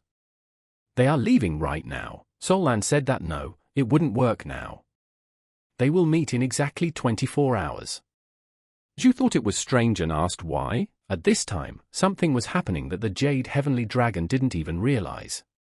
At this time in the Coast Pavilion, Ayan came to see the young master, but she was surprised and said he hadn't come back yet. They came back together, and she checked everywhere, but couldn't find him anywhere. But then excitement seized her, and she began to shout to him. Hekran got the information from her and asked, is it true? Ayan started waving her head and saying that it was like that. Hekran got angry, for he realized that he should have noticed his disappearance. Those people from the Northern Blade Association were acting hostile. Everyone knows that they don't just retreat, and he missed this moment. Pan asked Hekrian what he thought was the matter. Hekrian replied that perhaps something had happened to the young master, and she must notify the 5 Clans League immediately, so that they have time to react. Everyone was saying that the Heavenly Jade Dragon had disappeared out of the blue. Namgoon Hekrian immediately notified the leader of the 5 Clans League. The Shaolin Abbot was also informed of this news. Z laughed and said that he knew this would happen. They decided to act openly no matter what. If this young man truly inherited Master Huaning's strength, no one from the Northern Blade Association would be able to handle him. But his disappearance was surely behind it. The Northern Blades were behind it. Monk asked the leader what they should do in that case. Tsu replied that it was a good idea to start by seeing how events unfolded. The leader of the 5 clans asked how was this possible. Hekrian replied that there had been a small quarrel with the military advisor of the Northern Blades Association. The leader said that in that case, young Master Zhu was the victim of these people's conspiracy. But then the leader of the tramps came in and asked, "What? What did he just hear?" The leader of the vagabonds told them to tell him everything in detail. Everyone was surprised that Poon Chongho himself had come to them. The leader of the Northern Blade Association, Dokuhan Jong, asked, "Even the king of vagabonds had come? That old man hasn't been seen in public since his father retired. So why all of a sudden?" The Khan immediately ran out and shouted to his men to get out of the way. The warrior said that even if they are considered the king of the vagabonds, they are acting too hastily.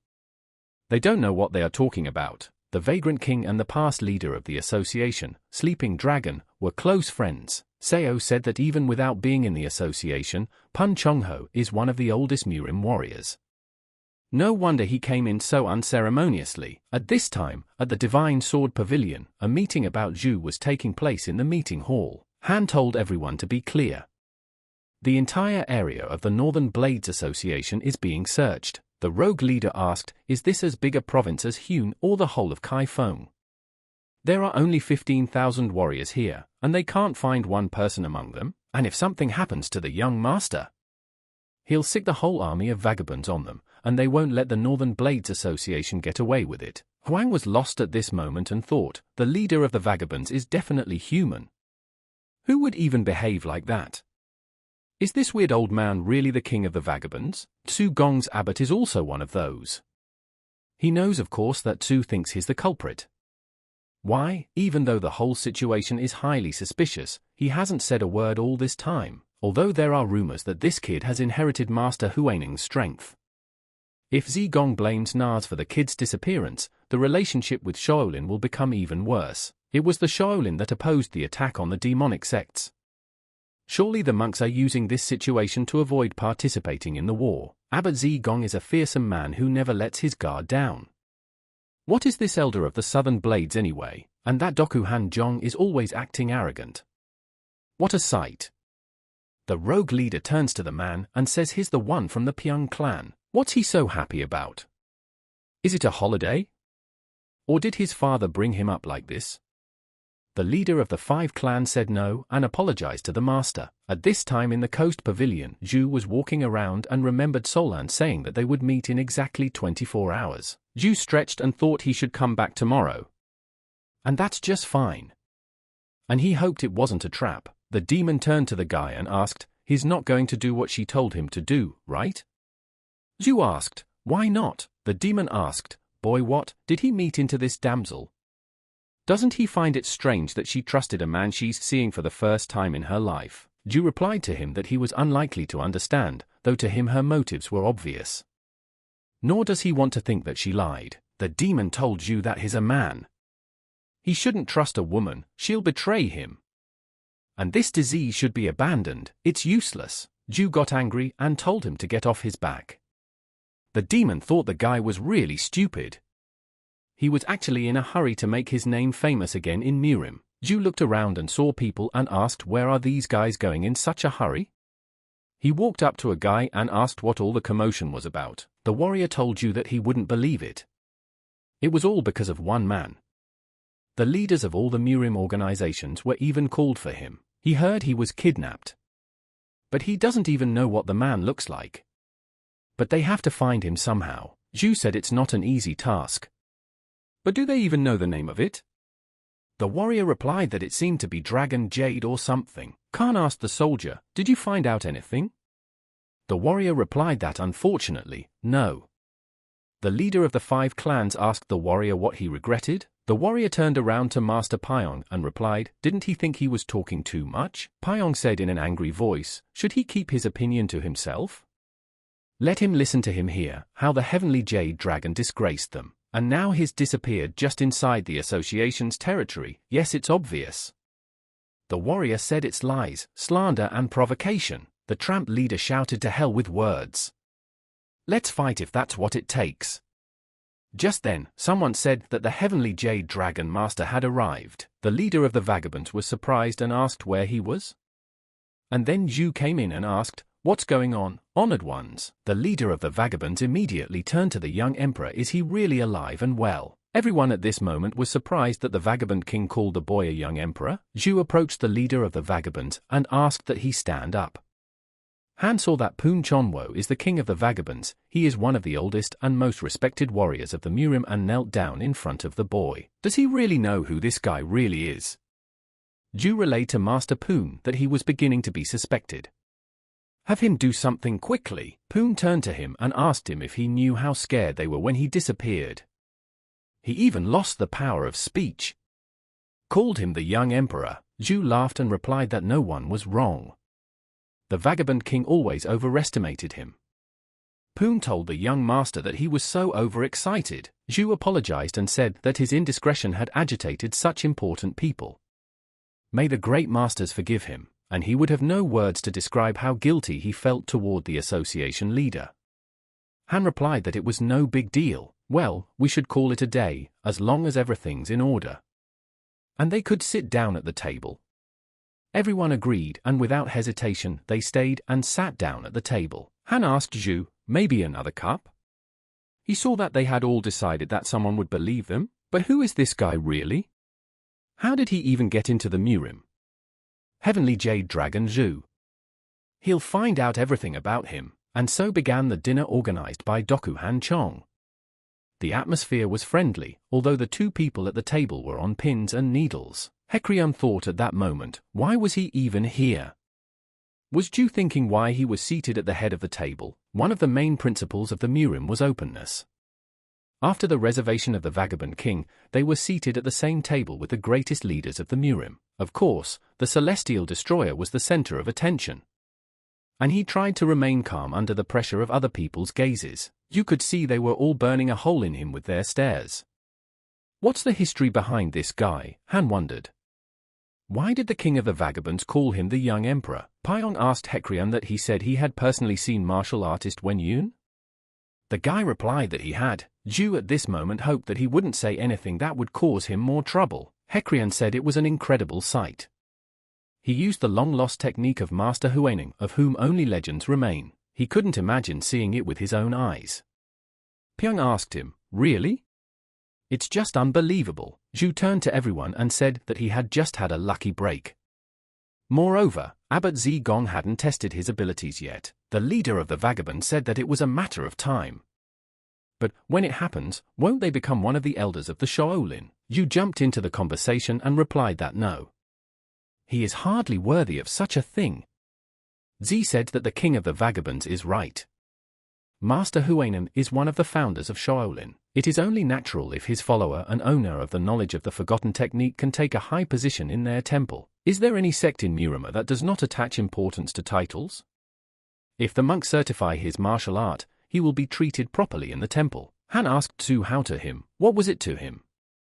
Superior Su's words that the Heaven Destroyer would receive the same honors as him. Feng said, coming out, he will occupy one of the highest positions in the orthodox Murima sects. To address the young emperor added the weight of Poon Chongho. Therefore, the interest in the celestial destroyer increased even more. Zhu stopped them and said that no, you shouldn't say that.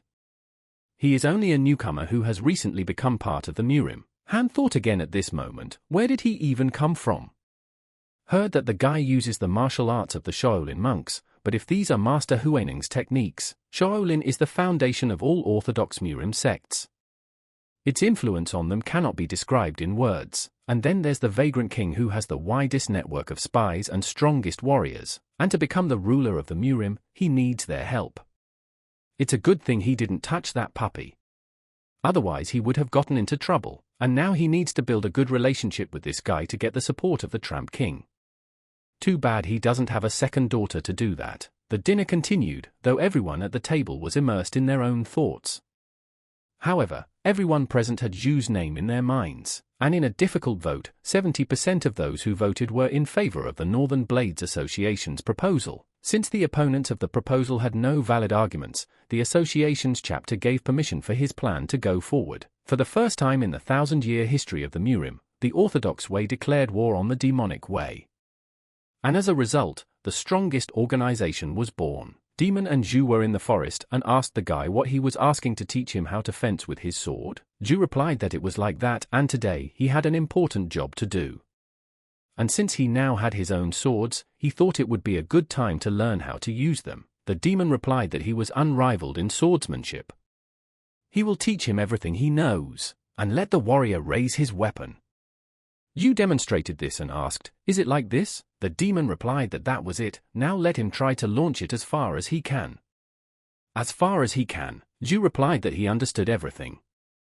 He did not relax and immediately applied his energy to the sword and dispatched it. The demon in the moment immediately told him to summon it back. Zhu was surprised and asked, so suddenly, the sword in a moment started to go back, and halfway through it got stuck in a tree. Zhu was greatly surprised at this point. The spirit said that the heavenly demon's sword could cut through even the hardest stone. And you couldn't even cut down bamboo with it, and when the sword flew farther than 30 meters, his internal energy could no longer reach it, so he lost control. It's not strong enough. With this level of energy, he was just practicing swordsmanship right now. Zhu thought, wasn't he trying to learn swordsmanship? Demon asked him what rank he thought this sword was. Zhu saw that demon was getting too into the role of a teacher. Zhu replied to the demon that he didn't know. The demon said supreme, meaning his strength is related to the flow of his chi energy. Once she reached the right level, Zhu would be able to fight freely with such a blade. Zhu asked, the sword under energy control? Why make it so complicated? The demon replied that there was nothing complicated about it. For now, they will try to master the rank intangible sword. After going through a few hours of training, Zhu was already starting to get used to everything and gaining a lot of experience. Zhu flailed through the trees with his sword with his hand movements. He said that he was able to strike with his sword at this level as well. The demon said it was nothing of the sort. Its energy couldn't even break the veil of blades. Let him release the stream and unleashed it and created a hurricane of swords. Zhu asked, unleashing the energy? Like this? Immediately, he began to demonstrate what Demon had asked him to do. The demon saw that the kid managed to reach the hurricane of swords on the first try. This kid is getting stronger by the hour. An hour later, Zhu was already lying on the ground and said that he was about to die. Heavenly Demon, what rank did he reach? The demon replied that he was on the level of more intangible. Zhu was surprised and asked, more? So there is another one between the two ranks? The demon replied that it was like this. The rank above intangible sword uses the power of nature to increase the energy of the sword and is called the sword of nature. Zhu didn't understand and asked if this was a joke or what. The demon replied that it was not a joke. Let him imagine how ordinary rain turns into a rain of sword energy. And such a one would kill an entire squad of warriors. What happens if you turn the wind into a hurricane of that energy? Or use lightning as a sword? Zhu asked, meaning he would be able to do something like that? The demon replied that he could. And on the next one? Zhu asked, another rank? The demon answered yes, but he can't explain it himself. He had to think about it for a while. Zhu asked, so there is a rank above the intangible sword and nature sword? Which one is it then? The demon replied that it was a space sword. And let him not be surprised.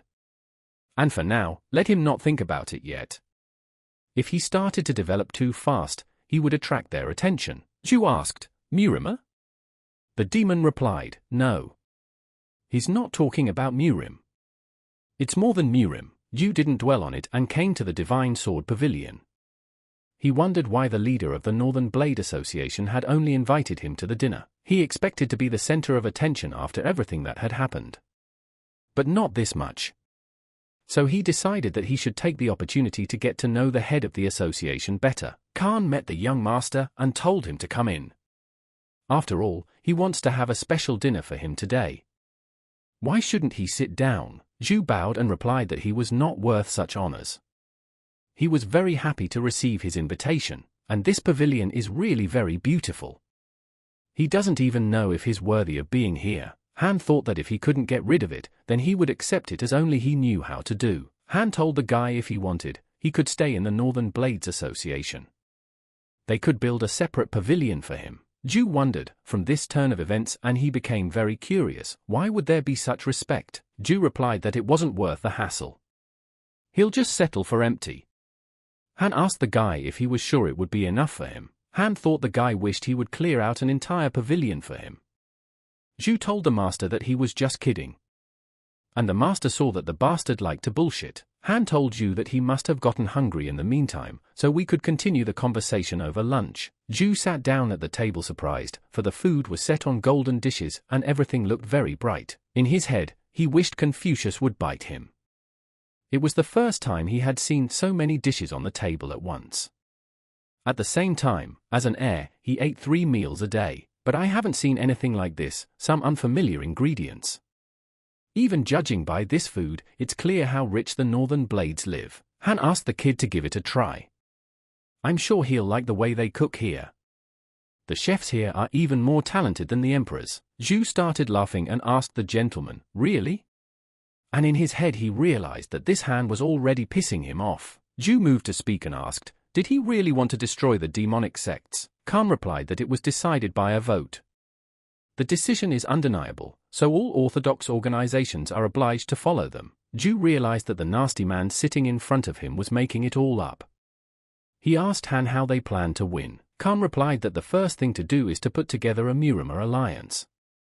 And he thinks it will take about a year. Zhu said that the demonic sects are based in Hangzhou, but their secret hideouts are everywhere.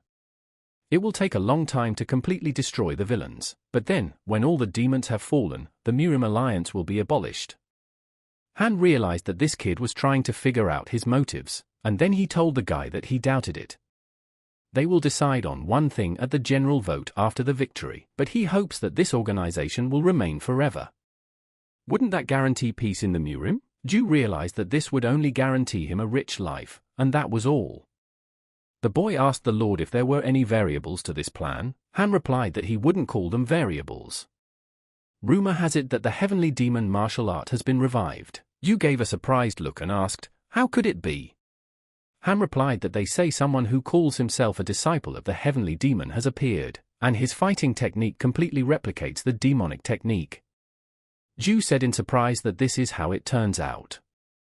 Inwardly, he realized that it was him, but the master wouldn't know about it. Han said that there are so many legends about the heavenly demon, it's impossible to say for sure which is true and which is fiction. Zhu looked at the demon and asked if he had anything to say.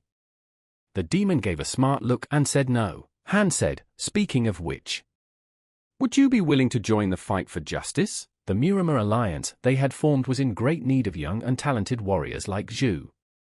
If the council approves, he will be able to take one of the top positions in it. Zhu saw that this gentleman already considers himself the local emperor, by the looks of it.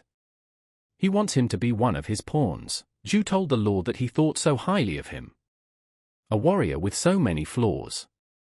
And perhaps he needs time to think it over. Han was surprised that the kid didn't fall for that, too.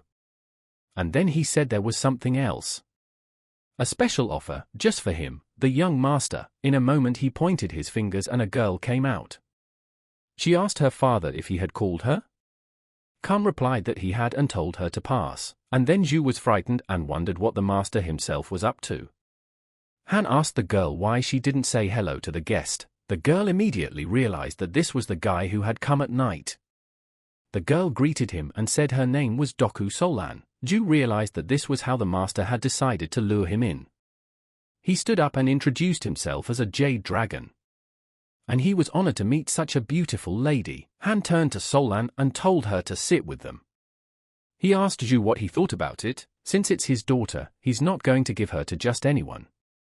Ju in his head was already realizing that he was already fed up with this devil.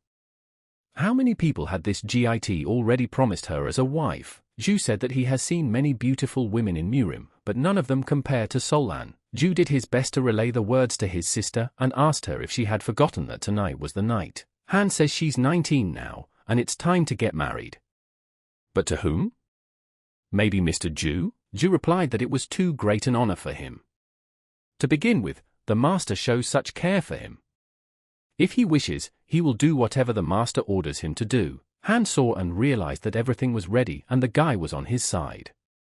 Ju stood up and said he had to go now, because he was expected. Han replied to the guy for delaying him so much.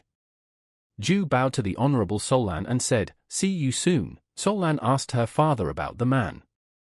But Han replied to ignore her. Let her be quiet and let her continue her preparations for the wedding. It would take place next spring. Solan asked, but with whom? Han asked her, what did she think?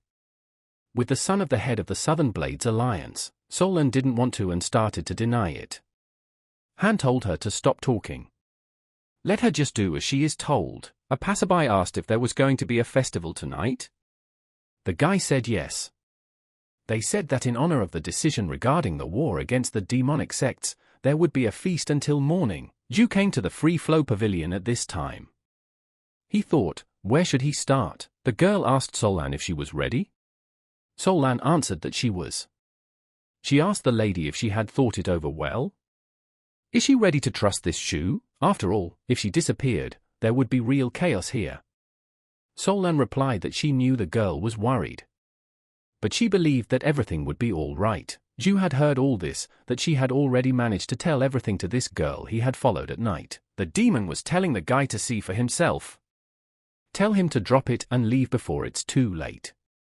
Ju replied that no. A man has to keep his promises. Solan asked why the young master was still absent. The girl replied that maybe he was afraid that she would start yelling at him, and then Ju asked her who did she think he was? The girl was surprised and in a moment took a defensive stance. The girl thought, why didn't she feel that he was so close? In a moment, Ju said that look, she was the one who almost ran them down on her black horse. The girl pointed her finger and said, is that the crazy one? Ju asked, who else is crazy? What she was doing on horseback was crazier, and then the girl took off her mask and said that she could not trust her mistress to some obscure type with no tribe. Ju asked, what was she going to do now? Why did she take off the mask? He turned to Solan and asked if she was ready. Solan said yes and asked him to wait a minute. Ju saw the bag and asked what is it? The girl replied that it was just clothes and some jewelry. Ju told her to leave everything here and just follow him. But that girl stood in front of them. Ju asked her, she wouldn't go with them, right? The girl put on her mask and replied that she would naturally go. Ju asked the mistress, she's joking, right? Solan replied that no. Huangsa is her significant other. Ju replied that it wasn't that they couldn't. Let the black hat listen to him. He can't take responsibility for her as well, so let him try to keep them out of trouble. Sa replied that she would take care of herself. Instead, let him be prepared to answer for his words. Sa thought, judging by the way the guy was able to get close to her unnoticed. He's as easy as he looks. She thinks he's going to be nothing but trouble. Sa turned to the young master and asked, he's not going to leave here without taking action, is he? Ju asked, what kind of measures? Sa replied that she doesn't know him and her mistress doesn't know how to fight. Ju asked, so what? It doesn't matter. His skills are enough to just pick up and go. Sa said that even so, he wouldn't be able to overcome the guards with the mistress in his arms. Or has he already solved that problem? Ju thought about it and replied that it was true. He asked Solan to come over to him. The girl asked him why. Ju immediately took his hands on her face and Solan was startled red in the face. She asked him what he was doing. Ju asked Demon if he thought it would work. The demon replied that it is over and will only take a moment. Ju turned to Solan and asked that she listen carefully to what he was about to tell her. Tell Sa to do the same. Sa got angry and thought, how dare this guy call Madam just by her first name? And why doesn't she resent it? Ju said that he will change Solan's face now. and let her calmly listen to his plan without denial. He'll change her face to a different one, and then they'll quietly walk out of here together. As soon as they pass the security post, he'll take Sol-Lan away, and the soldiers only hang around the posts. Especially with the banquet tonight, there are fewer guards in this part of the association. Sol-Lan asked the guy how he would change her face. Is that even possible?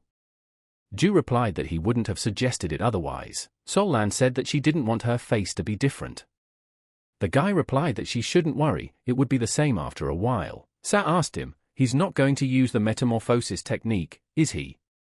Ju asked, what does she herself think? Sa told the guy to listen and Madam doesn't know much about martial arts. Ju replied that he knows and that's why he told them to listen carefully. Ju asked Sa to bring one of the maids here. The one who goes in and out of the pavilion a lot. He needs to see her face, and as soon as it's ready, he'll show them how good he is at this technique. And then the maid came in and asked Sa, what's the matter? Sa replied that it wouldn't take long and let her forgive her for waking her up. Let her just stand there. Sa wondered if it would work. Even she doesn't feel his presence here. And then Ju said that was enough and let him send her back. Sa told the maid that that was it and let her go back to her bedroom. The maid was surprised and left. On the way, the maid saw that Mrs. Huang Sa was kind of strange today.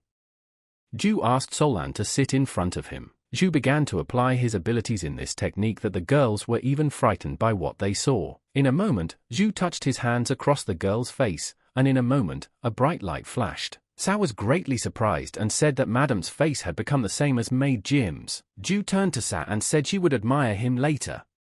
She might touch her face one more time, but then straight to the exit. So asked Madam if she was okay. Sol-Lan asked what was she talking about. Sa replied that Mistress trusted this guy so easily. Sol-Lan laughed and asked, does it really look like that from the outside? Even his father couldn't get rid of him, so he decided to bring him over to their side. He always gets what he wants at any cost. It seems to be hereditary. She'll take help from anyone to get out of the Northern Blades Association. Sa told Mistress that she understood. And understood deep down that she needed to respect her choice. Heading for the exit in front of them, security came down and asked where they were going at this late hour. Sa replied to them that where it was necessary and they were out at the order of the mistress, let them get out of the way immediately. The guard asked Sa, doesn't she know there is a curfew after midnight? Sa asked, and that's why they can't clear the way. Have they completely forgotten who the lady is? The guard replied that he was only reminding them of the rules. Let them pass. Sa immediately turned to Jim and said they had to go. The guard asked how long Jim had been wearing those uniforms. The guy replied that he should stop talking nonsense, and it was time to get ready for the changing of the guard. Ju told Sa to just keep moving forward. The girl asked him where to go now. Ju replied that they shouldn't look for him and just go behind that tree together. Listening to the order, Sa asked where he was. Ju immediately appeared and grabbed Sol-Lan and ordered Sa to follow him. Without wasting a moment, he flew into the sky. Sa was surprised and thought, what kind of technique is this? But she doesn't have time to figure it out. She must leave immediately. In flight, Sol-Lan relaxed and smelled a pleasant odor. Ju asked her where she wished to go. Sol-Lan replied that one could go to the vagabond sect. Ju asked, is it to their group at the Emperor's tomb? Sol-Lan replied that was right, since the guy was friends with their king. Ju agreed and said they would be there soon. After a couple minutes, they descended like a falling meteorite into the Emperor's tomb. Ju asked if she was okay. Just then, Sa ran towards them and couldn't breathe properly. Ju asked what was taking her so long. Sa was exhausted and weak, but managed to apologize to him. In her head she realized that she wasn't a racehorse. Ju told them to listen to him carefully. Now he must return to the association banquet. Sol-Lan asked the guy, so he left there to get them? He's lost all fear. Ju replied that no one would even think that he could have taken them out in such a short period of time. All the more reason for him to give himself an alibi if he was at the banquet. Let them tell the vagabonds that they are from the Heavenly Jade Dragon and they will accept them. They are lucky to be on good terms with the king of the vagabonds, and don't let them glow too much. He'll try to get back as fast as he can. Sol-Lan was surprised and said he was so fast. Ju said on the flight that he wished he could see the face of the head of the association when he discovered the disappearance. He can't wait for that. Arriving at the feast, Hekrian asked Ju where did he go. Didn't they agree to drink until dawn? He hadn't forgotten, had he? Ju could see that this guy was already wasted. He told them how he could. So, have them pour him a drink immediately. Ju started drinking. People should see him partying and drinking here. Because they'll all give him an alibi. Peng began to laugh and told the young master that he was walking high. He knows how to drink, he knows how to fight, but what does he not know? To be honest, he hated him at first. After all, it turned out that the master could drink and fight, and it seems he was lucky for the first time in his life when fate brought him together. Ju replied that he, too, had something to say. Meeting them was the best experience since he joined the Murim. Pan immediately pounced on him with a hug. Hekrian asked Ju what he thought he would do tomorrow. If he doesn't have any plans, let him go with them to the 5 Clans League. Ju replied that unfortunately he had business elsewhere. But he would definitely come to see them a little later. Hekrian rejoiced and said loudly that then they should now raise a farewell toast to their friendship. In the morning, Han asked the servant what he said. Was the wench missing? The servant replied that from what he had been able to find out, the young lady had not been kidnapped. Han got angry and asked, "What the hell is this nonsense? Is the guy trying to say that she ran away on her own?" The boy replied that the lady's pavilion was guarded by their warriors. It would be impossible to kidnap the lady while they were on guard. Besides, if the guard's words were to be believed, Essay's bodyguard and Jim's maid came out of the pavilion after midnight last night. But when the maid was questioned, she said that she wasn't with Sa yesterday, and that she didn't leave the pavilion at all during the night. Han said that means she had her memory wiped.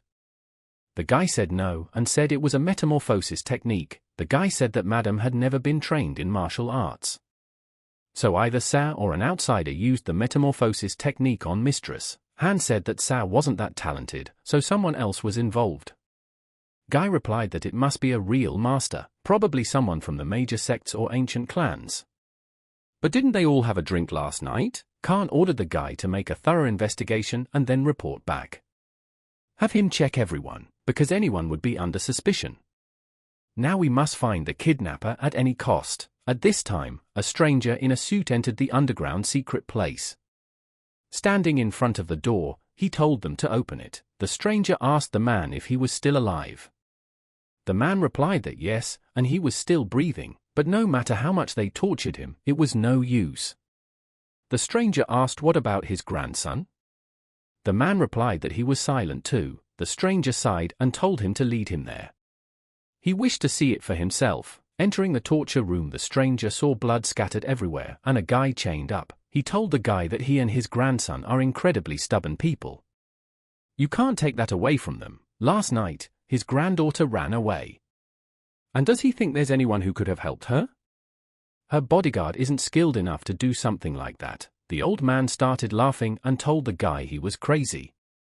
Tell him to get out of here immediately. Guy immediately turned to the sleeping dragon and said that his son was dead and his grandson's life hung in the balance. And here's the last line of the Doku family. Doesn't he think it's worth saving her? The sleeping dragon replied that it was fate. Life or death, he doesn't care. The guy told Dokujung that he was a heartless man. I wonder how the granddaughter would feel if her grandfather said that. And now he should know that they will oppose the sects of the demonic path. And then drown all of Murim in blood. The name of the Northern Blades Association will go down in history. Jung asked the guy if he was okay. The guy was surprised and asked what? Is he talking about his Absolute Sword Sutra? But something tells him he never had one. He must have made it up on purpose to survive. Once he and his grandson are dead, this place will disappear. There will be no proof of their existence. Jung got angry and called the guy a nasty bastard. The guy got angry and asked, "Nasty? How can he say that to his son's face even though he's dead?" At that time, in front of the pavilion, people were asking the guards what kind of lawlessness is going on here. Why aren't they being released?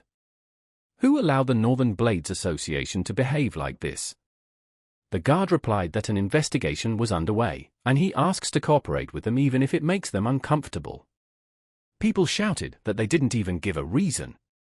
This is real lawlessness. Due to the lack of any comments, people took the situation in stride.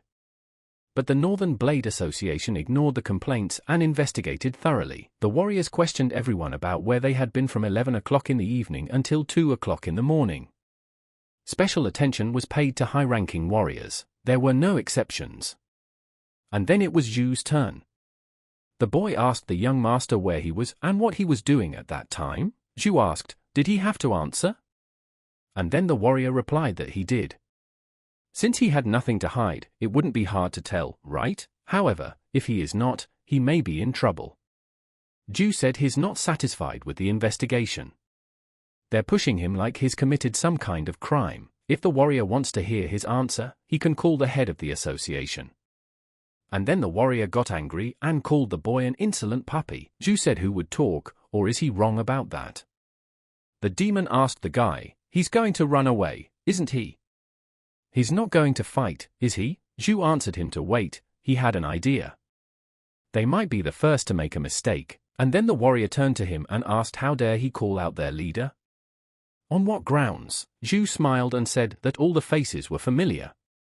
Who did he think he was that he was talking to him like that for the second time? The warrior replied that he was the Heavenly Sword Lord, the commander of the White Swordsmen of the Northern Blade Association, Yen So Mu. Yen told him to answer the question now.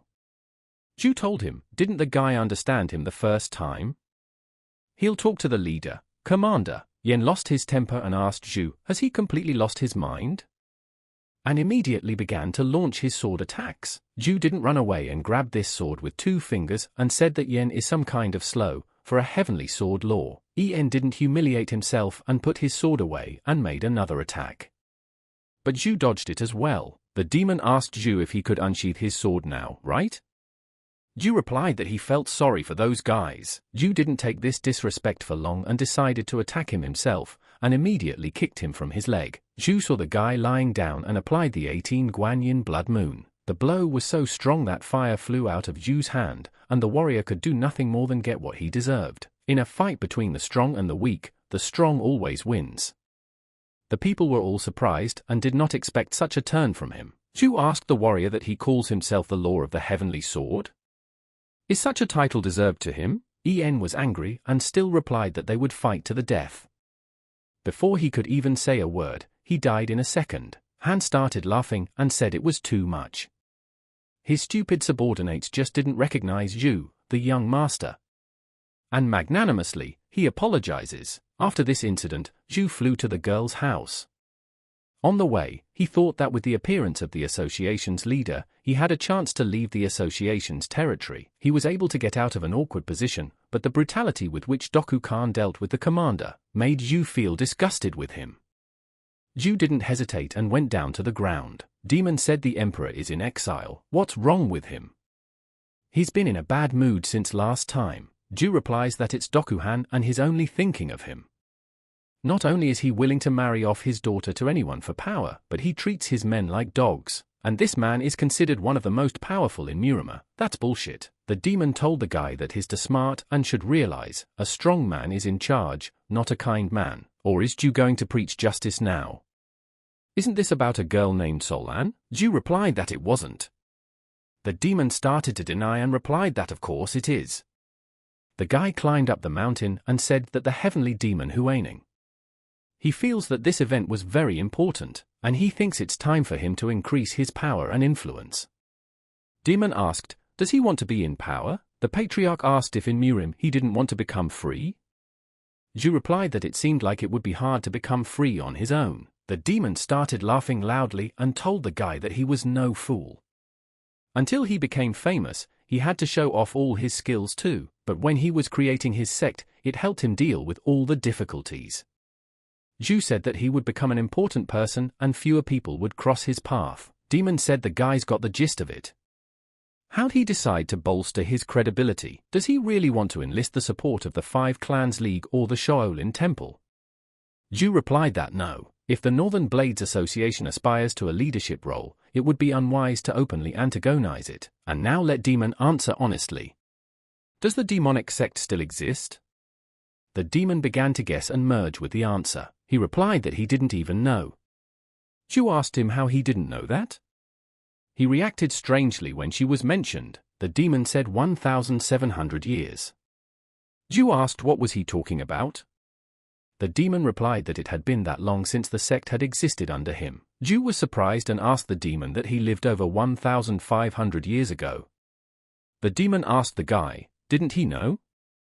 When he heard this, conclusively, he thought that the heavenly demon sect had long disappeared. However, after Dokuhan's words, he hesitated. Zhu asked him if he was referring to the rumors about his sect. But didn't he cause them? The demon replied to the guy that he was his apprentice, not a member of the cult. His clan had long ago become a legend that people tell each other. Rumors travel fast. The opposite is also true. Zhu was surprised and asked what it meant. The patriarch replied that it is that rumors appear quickly but also disappear quickly. Young master, the demon said that the talk about the heavenly demon sect is alive even now.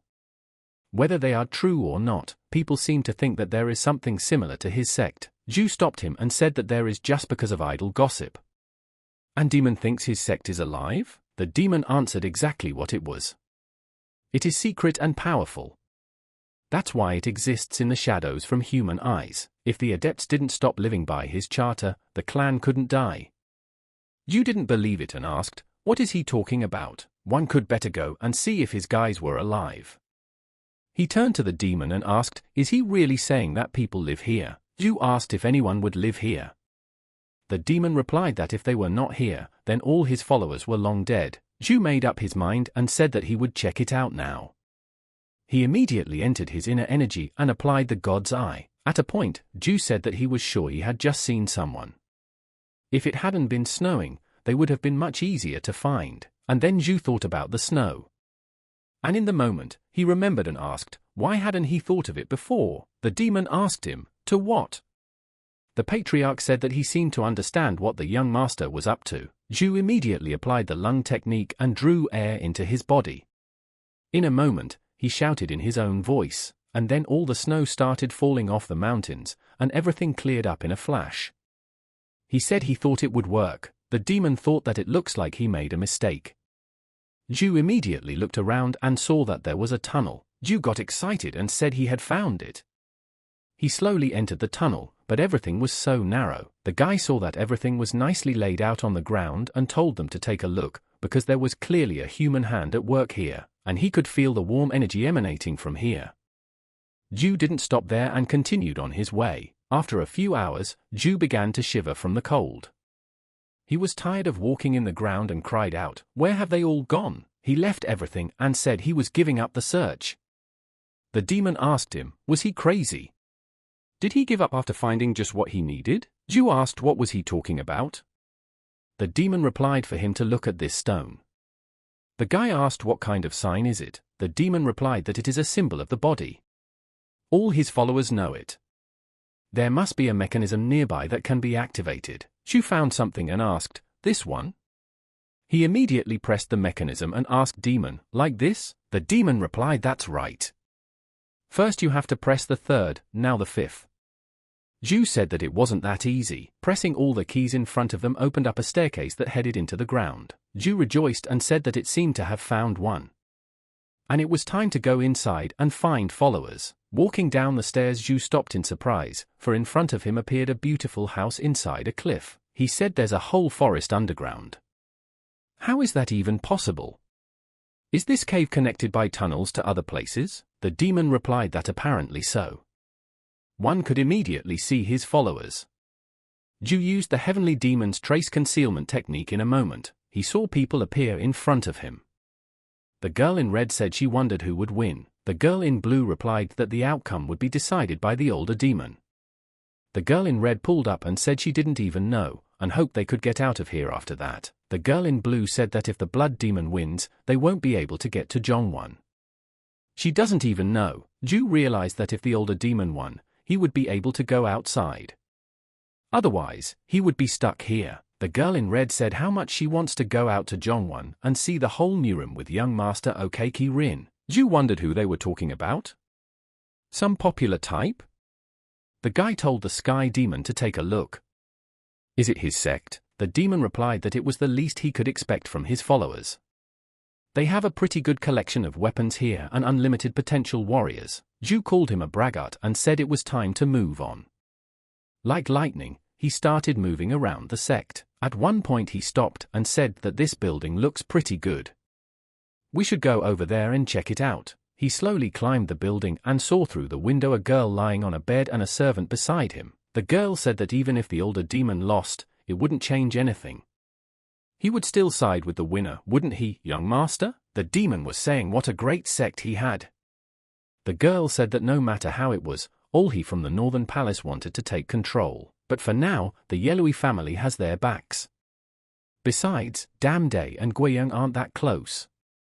In the end, everything leads to the Northern Palace gaining all the power. Have the guy go and relay this to his brother, the Frown Sky Demon, that everything will go according to their plan. Zhu heard all this and thought that this was, what was this, some sort of league of the 5 clans in the Heavenly Demon sect? The guy replied that he understood everything and would go already. The girl in the moment stopped him and asked him what his name was. The guy replied that his name was Yellowy Zhong Yuan. The girl said he could be her nephew. So let him come over and rub his aunt's feet. Chan was surprised at such a suggestion, and trembling slowly began to get to her feet. He slowly began to approach with trembling hands, and the girl immediately lifted her foot to the side. The girl said he was very pathetic and immediately kicked him out of the room. Zhong ran away like a cowardly cat in the moment. Zhu immediately asked, "What about him?" The girl was momentarily startled by his voice and asked who was he. Zhu asked, "Is there really such a beautiful girl in this sect?" He looked at her for a long time and did not take his gaze away. In the moment, he wondered if she was nervous or not. And why was she staring so intently? The girl called him baby and asked if he would like to massage her feet. The demon said that she was insolent, and yet she dares to ask such a thing from a follower of a great heavenly demon, and she seems to be an excellent reader of body language, and apparently uses the technique to keep her young. Zhu held out his hand and told her to only let him. The girl replied that he could start. Zhu didn't take any chances and used his techniques on her. The girl immediately felt that he had paralyzed her energy points. Zhu told her to listen to him carefully. From now on, she would answer the questions honestly. The girl thought he did it with such speed that she didn't even have time to react. Who was this guy really? Zhu said as he introduced himself first. He is the disciple and successor of the heavenly demon. Zhu looked at her intently and said that he could see that she didn't believe him. Let her think, would she have been able to sneak into the sect's hideout on her own without his help? Does she also have doubts? The girl realized that she believed. And believes every word of such a handsome man. Zhu asked. Why was she blushing? And plus the guy didn't leave an energy trail, which speaks in favor of his thinking. The demon told him the emperor was in exile. Does he remember what it told him before? Zhu told him to be more specific.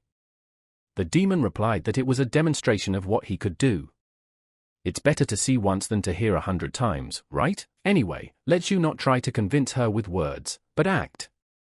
The guy started warming up and said it would be easier. Zhu stepped back at a distance and said that she would figure it out for herself now. Whether or not he was the successor of the heavenly demon, there are 3 fighting techniques in Miramar that the demon did not pass on to his disciples. The 3 swords of the heavenly demon, Azura Destruction, and let the girl watch carefully. The last technique is the limbo of the heavenly demon. The girl was surprised and saw that the guy was telling the truth about the 3 spirits on the right, left, front and back, a total of 12 spears. She had only heard legends about this ability. The guy wasn't lying about being the successor of a heavenly demon, but how is that possible? Zhu stopped and said he could see by the look on her face that she now believed him. The energy points should be working by now. The girl started to move and asked the guy, is he really his heir? Zhu replied that he was. And that's why he wants to ask something. Let her tell him everything about the current situation and power in the sect. In the story, Yellowy Yen Ren, the Flame Elder, stood in front of the emperor in exile. There were only 5 families in the sect. The first one was Tanmok, the surname of the heavenly demon himself. And then there were 4 disciple families, Buchan, Yellowy, Damday, Guyan. In the heavenly demon sect, the law is of paramount importance. The first states that only direct descendants of the Tanmok families can become the head of the sect. However, 250 years ago during the 7th Demon War, the head of Chong Ya died. The remaining family members did not live long at all, so the seat of the sect head is empty to this day. Zhu asked, don't they have a leader? If so, the families would surely fight over the place. However, nothing around them indicates a massacre. So there is someone who is temporarily acting as the leader? The girl saw that the boy was smart.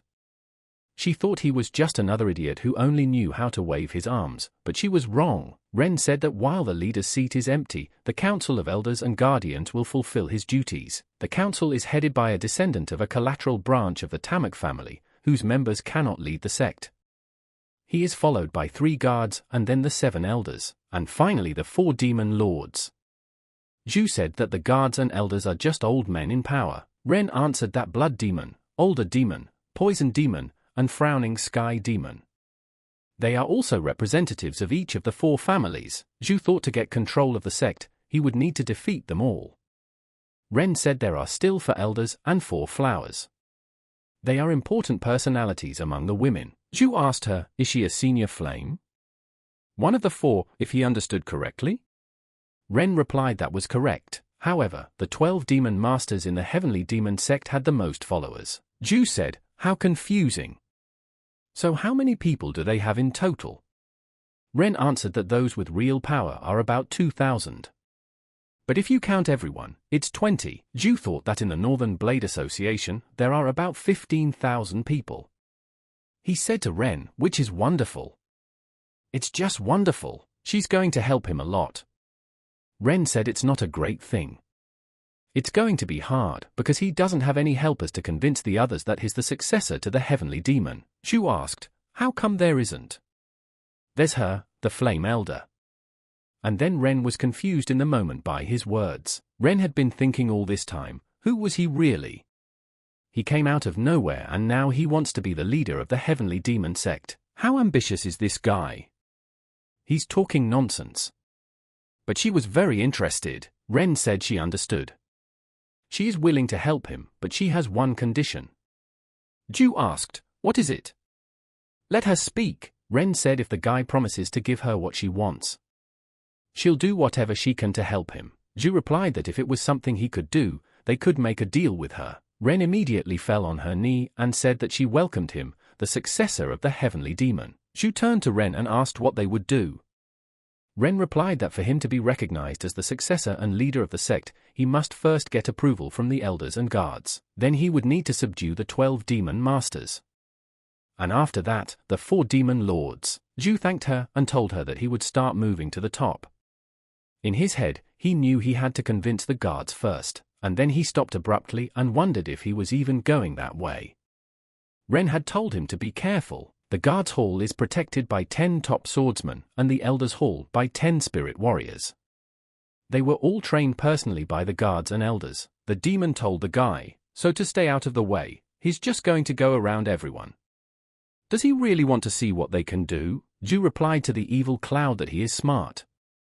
Of course he wants to test them. But then he saw someone come through from the wall and attack him. The warrior asked loudly, who is here? But he missed and Zhu was able to run back. The warrior said, that's how weird things are. He could swear he felt the air move. Zhu asked Demon if his trace concealment technique didn't work on him. The demon asked, what did he want with such a low level of internal energy? Plus, this guy is using the same techniques. It was just that his energy level was higher, that's why he didn't detect it. Zhu thought that it was to be expected that the sect members would use the founder's technique, and that might make it harder for him. The warrior was thinking at this moment, is he really getting old? Zhu realized that if 10 top swordsmen were guarding just this place, one could not worry much. At this time in the meeting of the 3 elders, the guardian asked the first guardian, how is the martial arts training of the children in the training pavilion going? The first guardian replied that the preparations had already become satisfactory. There are many children with outstanding abilities in this set. The master asked if the demon of Olher has taken any action. Left guardian. The left guard replied to the gentleman that there was none. Since he began his studies in reclusiveness, nothing has been heard of him. In fact, in martial arts, a small but advantage is behind the blood demon. He thinks the older demon realizes this, so he tries to get stronger. Master asked, maybe they think he's stronger than a blood demon. If the majority of the sect members want to go out to Zhongwan, he'd better get in the lead. The left guard asked if the bloody one would then surrender? The Lord replied that he was an outstanding fighter and would be able to accept defeat. But the demon of Olha is too stubborn, and if burns 10 of the best swordsmen. Just then, 10 swordsmen appeared in front of them. The first one asked the Lord what was the matter. The Lord asked the swordsman, had they been counting crows all this time? A stranger had gotten in. The swordsman asked in surprise, stranger? Who is the Lord talking about? But then he produced a knife and Zhu grabbed it, saying it was the first time he had seen something like this in the Murim. The swordsman began to ask, who is here? Let him show himself and say how he came in. Zhu replied that this was not the main question. Zhu walked up to the Lord and asked, so he's in charge here? The swordsman told him to stop or they would kill him. The master raised his hand and told them to stop. And yes, the Lord of the Guardians is standing in front of him. And who is he? Zhu replied to the master that he was the destroyer of heaven, the disciple of the heavenly demon and his successor. Ren asked Zhu if he wanted to know about the 3 guards. And now she's going to tell him everything. The left guard, golden-faced fire demon Tang Mok Hu. First golden shield demon General Tang Mok Sun. However, the one who really deserves his attention is first guardian celestial demon counselor Tak Mok Chonan. He is over 200 years old, and this man is an incomparable martial artist. No one knows who he really is. It is said that one of the 12 demon masters is his apprentice. Zhu thought that means this is a great warrior.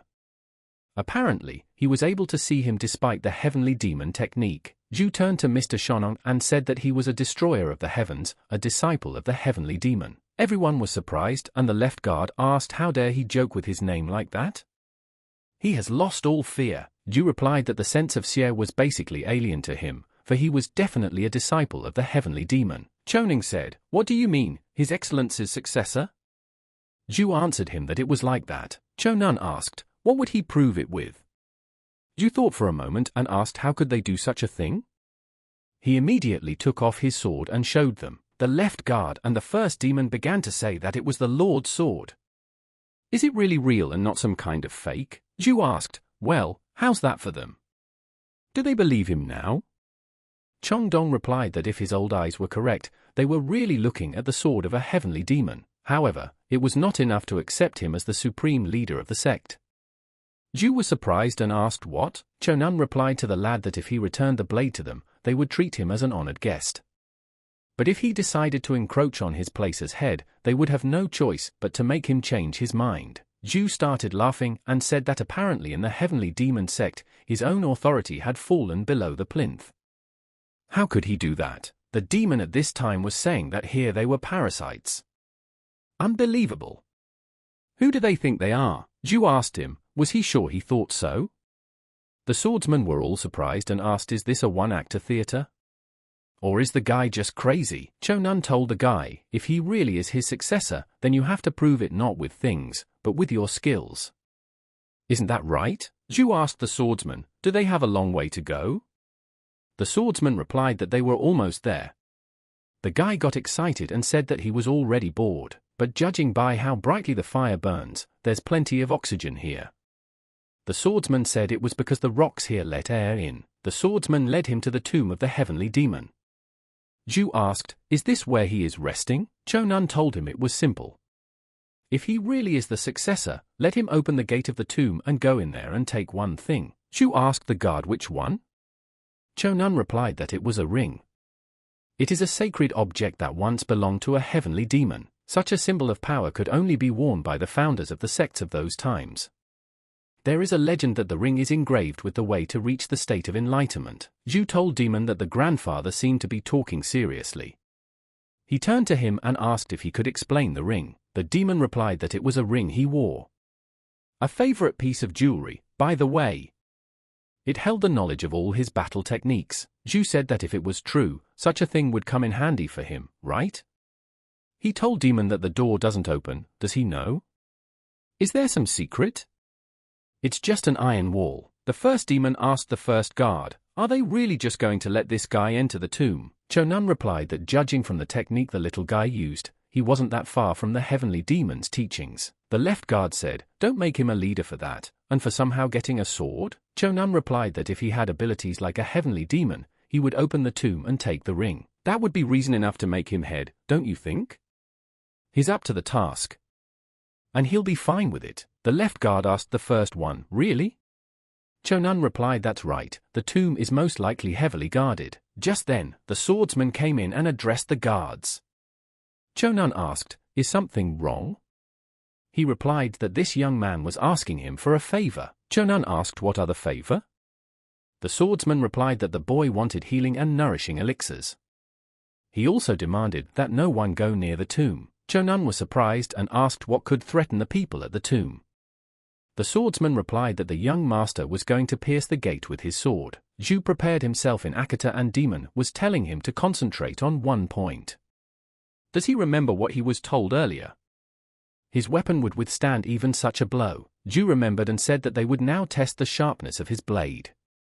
He used his eye in a moment and stayed on one point. Zhu said that he had definitely punched it. When he opened his eyes wide, he was very disappointed to see only a scratch. The demon started laughing and said it was just a scratch for his gait.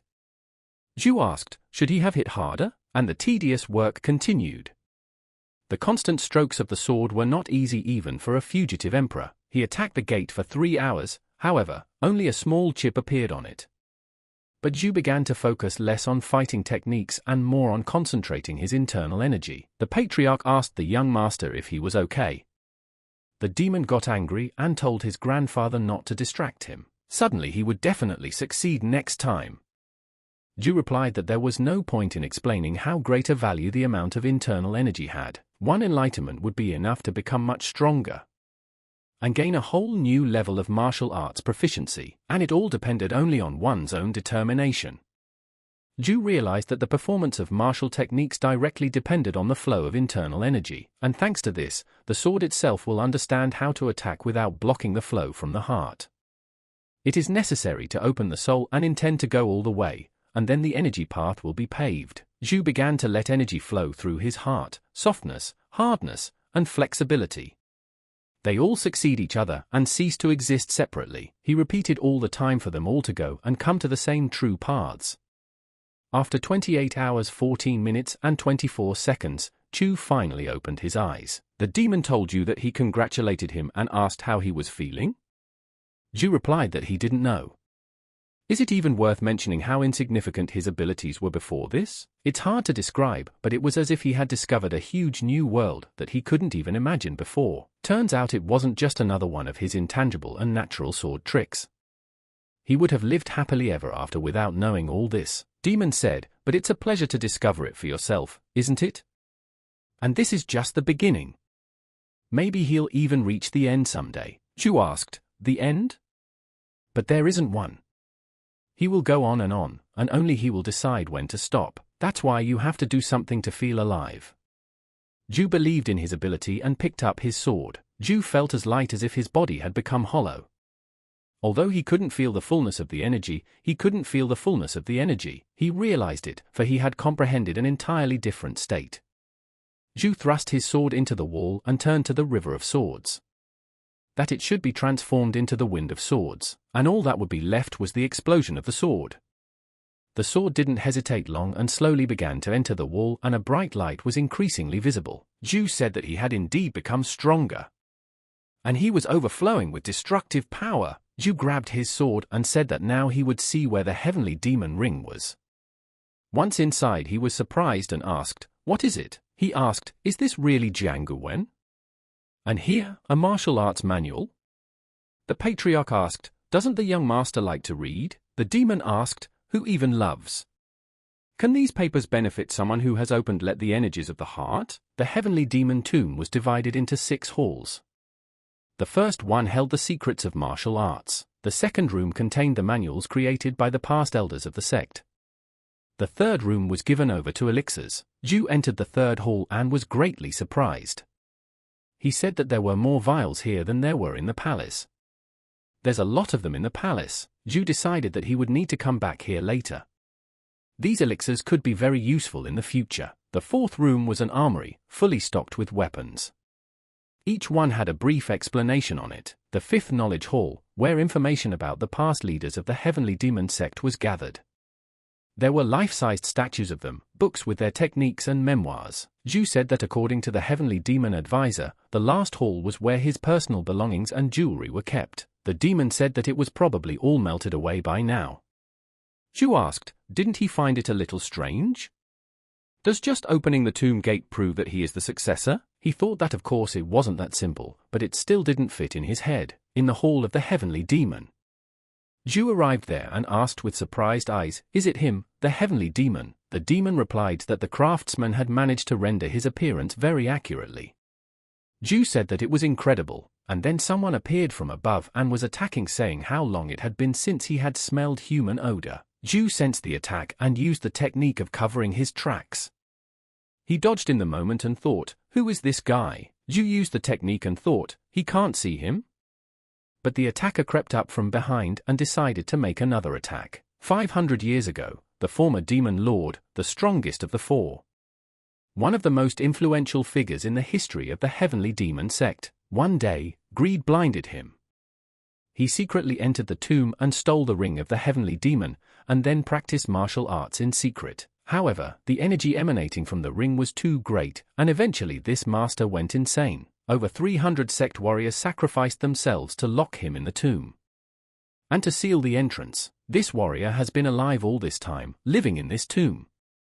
So when he smelled the man scent, he decided to kill him. Zhu sealed himself into the wall and said that just a little more and he would have been in big trouble. He said this guy's demonic energy is everywhere. But who is this guy? And why is he here? The guy attacked him and replied to Zhu that he would know if he survived him.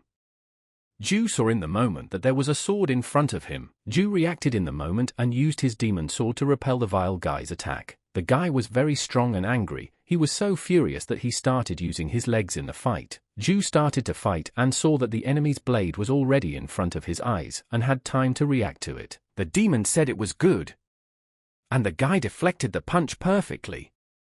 The guy told Zhu that he wasn't that bad. Zhu asked him if he wanted to see what else he was capable of. The guy couldn't hold back such insults and went on the attack. The battle went on for several hours and Zhu tried not to die and attacked the guy several times. From such an attack, they were unable to hold their swords in their hands and they were thrown several meters away from them. Zhu saw that this guy's aura had become excellent, and there was more internal energy than him. The boy said how wonderful it was that he encountered such a warrior, even though he's young. But he's close to a superior aura. The guy asked him, who was he? It was unlikely that those old men from the sect had just let him in here. And they certainly didn't raise such a good warrior. Zhu replied that he didn't know.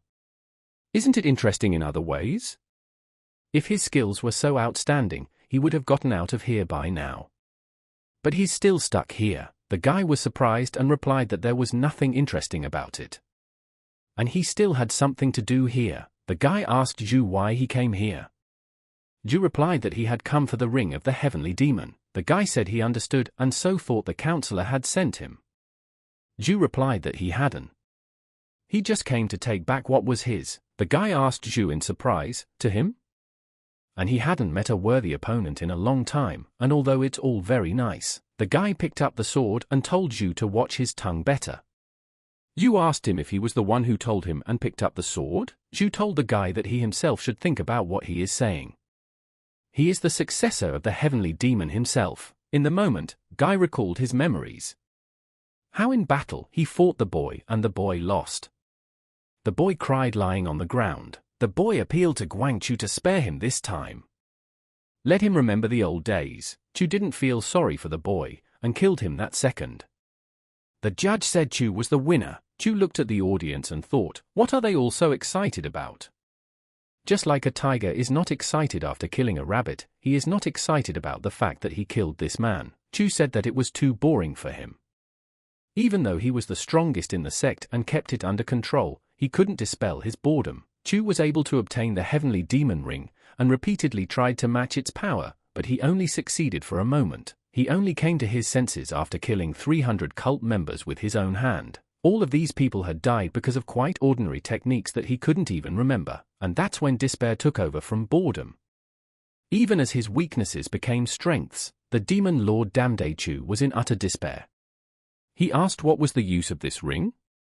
What was the point of his training? Chu stood in front of the celestial demon and asked, was he lonely too? He had no one else to share his thoughts and worries with. He wished he could have been born and lived at the same time as the celestial demon himself. So he decided he was returning the ring to him, but then he saw something interesting and thought, is this book written by the heavenly demons themselves? Chu's pride based on his superiority over the others was trampled by the heavenly demon's labors. Chu had read the book and was saying that it just couldn't be. Did he really use all the martial techniques differently? If someone of his level had read this, he would not have understood a word of this book.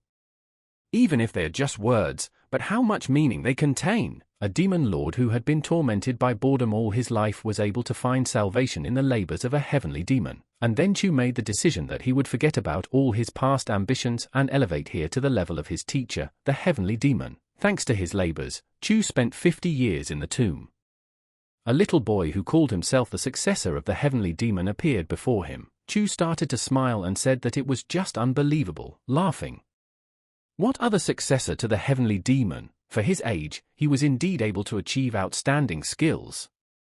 However, don't let the boy dare call himself the successor of the heavenly demon. Chu unleashed a crushing attack, but Chu had time to react and set up his heavenly demon sword. Chu was surprised and asked Zhu, is he laughing? And his boldness is admirable. He likes it a lot. Zhu felt that this type was incredibly powerful.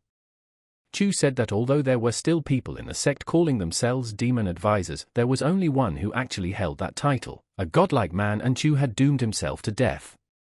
Chu used his powers in the moment and increased his weapon several times. Chu was surprised, for he saw a huge sword.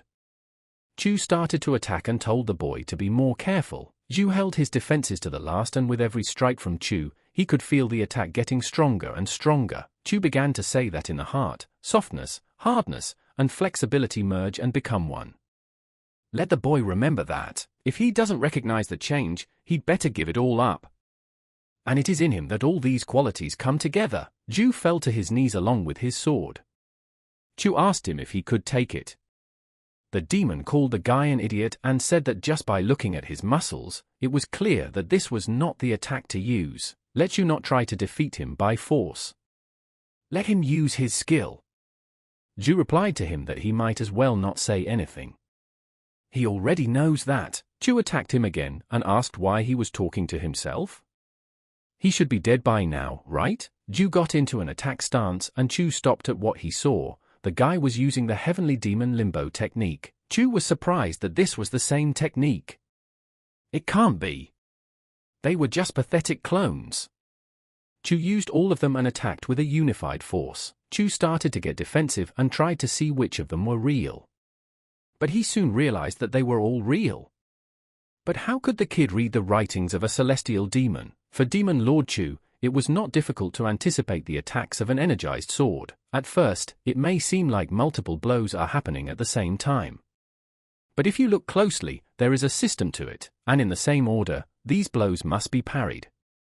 All the warriors he fought differed only in the speed of their attacks, but their essence was the same. However, the Emperor on the run turned out to be different.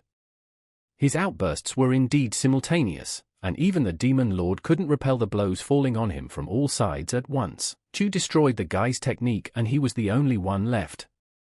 Chu stopped and said he wasn't that easy. The demon was telling him to pull himself together.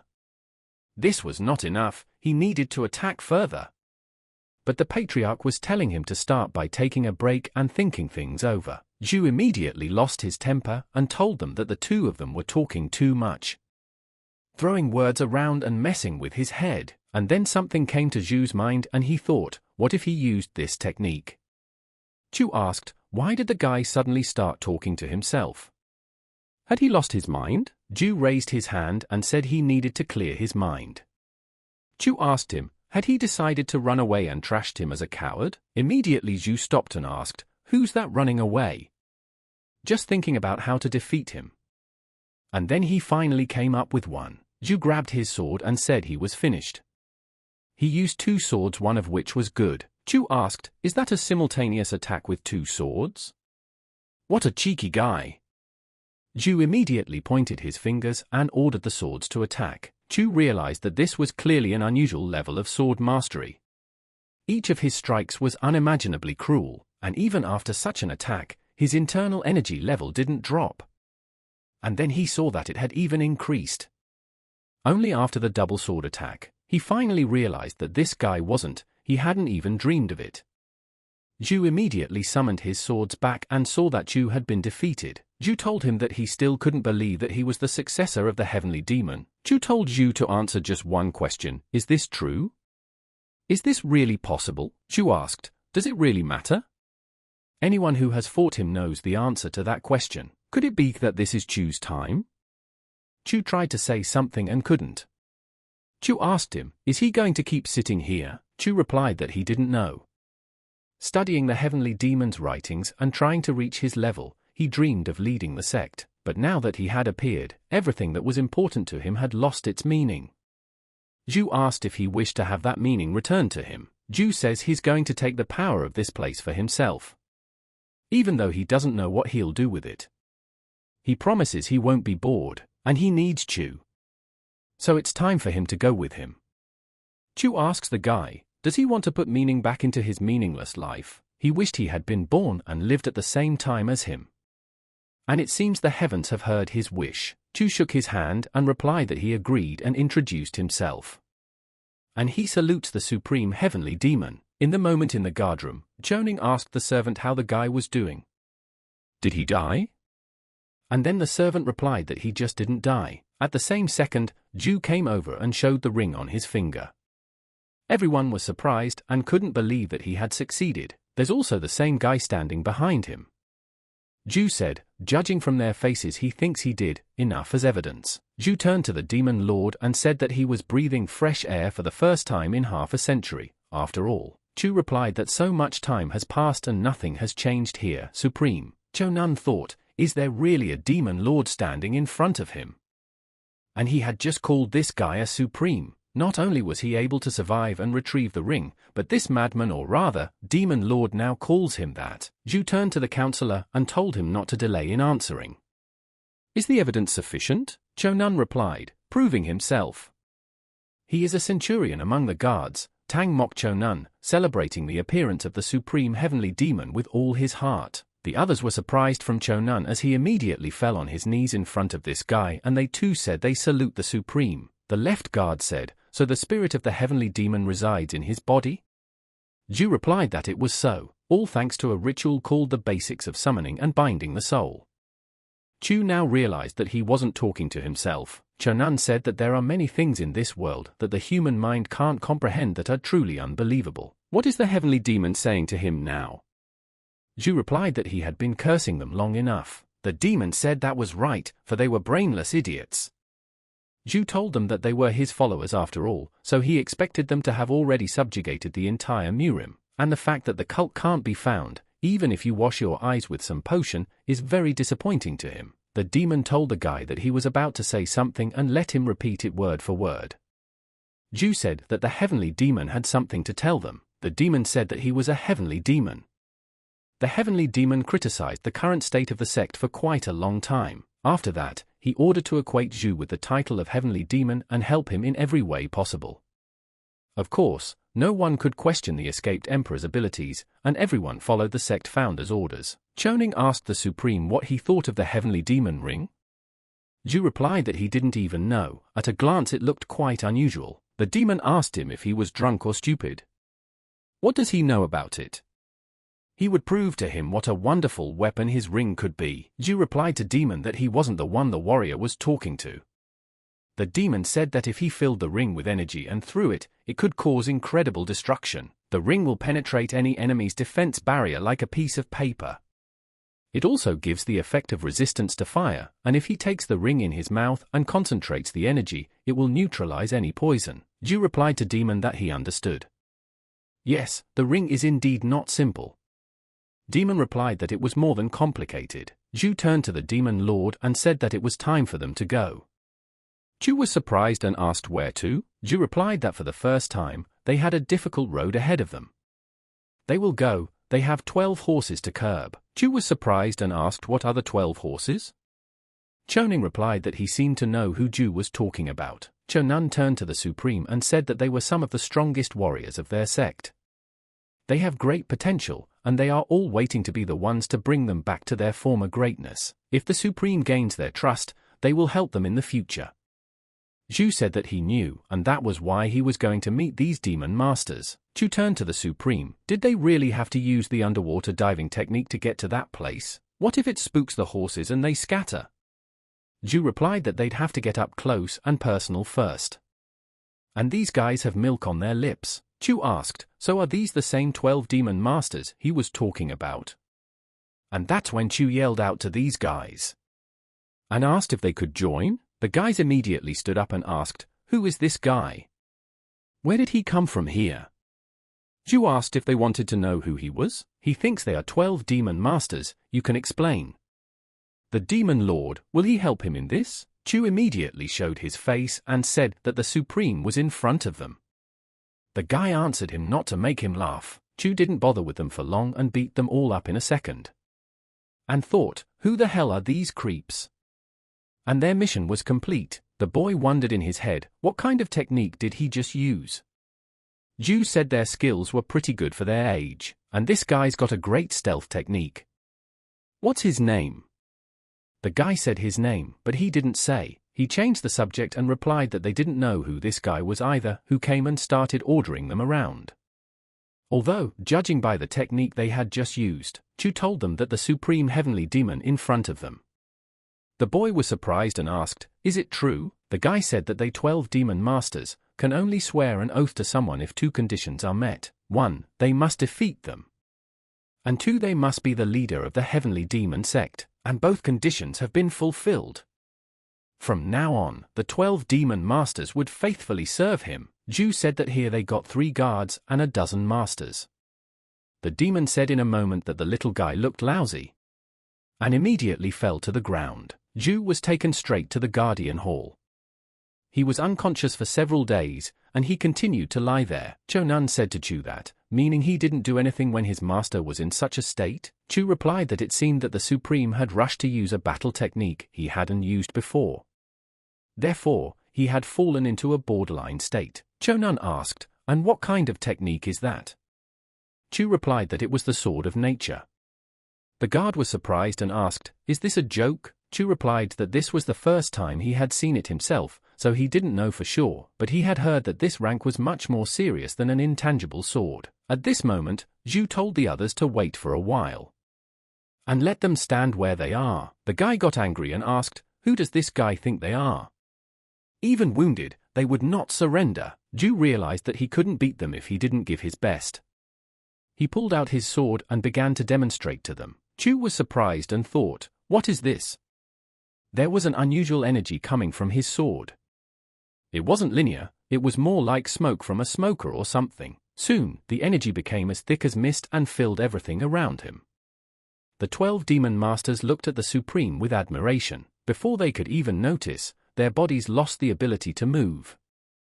The boy wondered why he was paralyzed. He can't even lift a finger. Chonan said, so he wields a sword of nature superior to the intangible. Is that possible? Zhu replied that the Supreme does not need their questions. They just need to follow his will. He would come to his senses soon. Chonan thought that at such a young age, this person had already surpassed the level of a young demon. He might be the first one like this in Murim history. The next day, Zhu came to his senses and jumped out of bed like the wind. The demon said he had come to his senses. The patriarch asked the boy if he was all right. Zhu replied that he was having a dream. He was in a vast and black as pitch space. Zhu asked the demon, what is the difference between sword power and energy?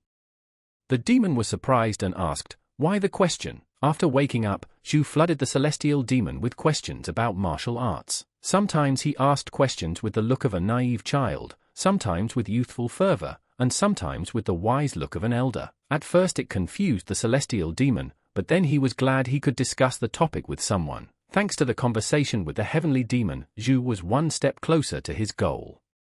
His knowledge had become much more extensive than in the past. The next few days passed quietly.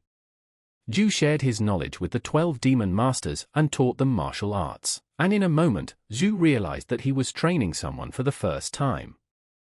he became better at controlling his internal energy and learned to handle the intangible sword more freely. Zhu demonstrated his abilities on the stone in a moment. The guys were surprised and said that it was an intangible sword technique. Zhu had become more proficient in swordsmanship than anyone else. In a way, he had surpassed the heavenly demon. Zhu called all his men to him, and as the head sat arrogantly on his throne and looked at them all, the girl realized in her head that she knew the guy wasn't simple. But who would have thought that in a few days he would subdue the whole sect in one piece? And they say no one could ever get a handle on this guy.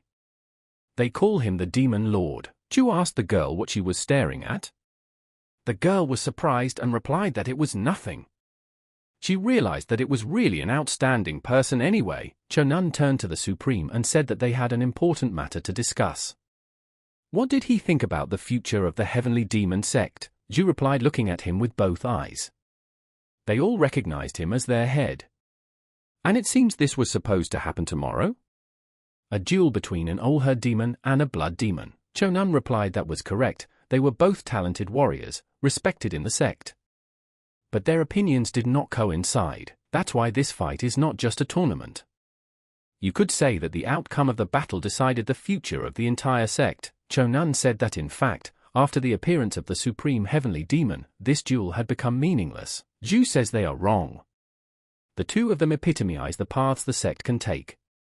He thinks since he was able to get a better look at the potential of the heavenly demon sect, first, he wants to know the outcome of the battle.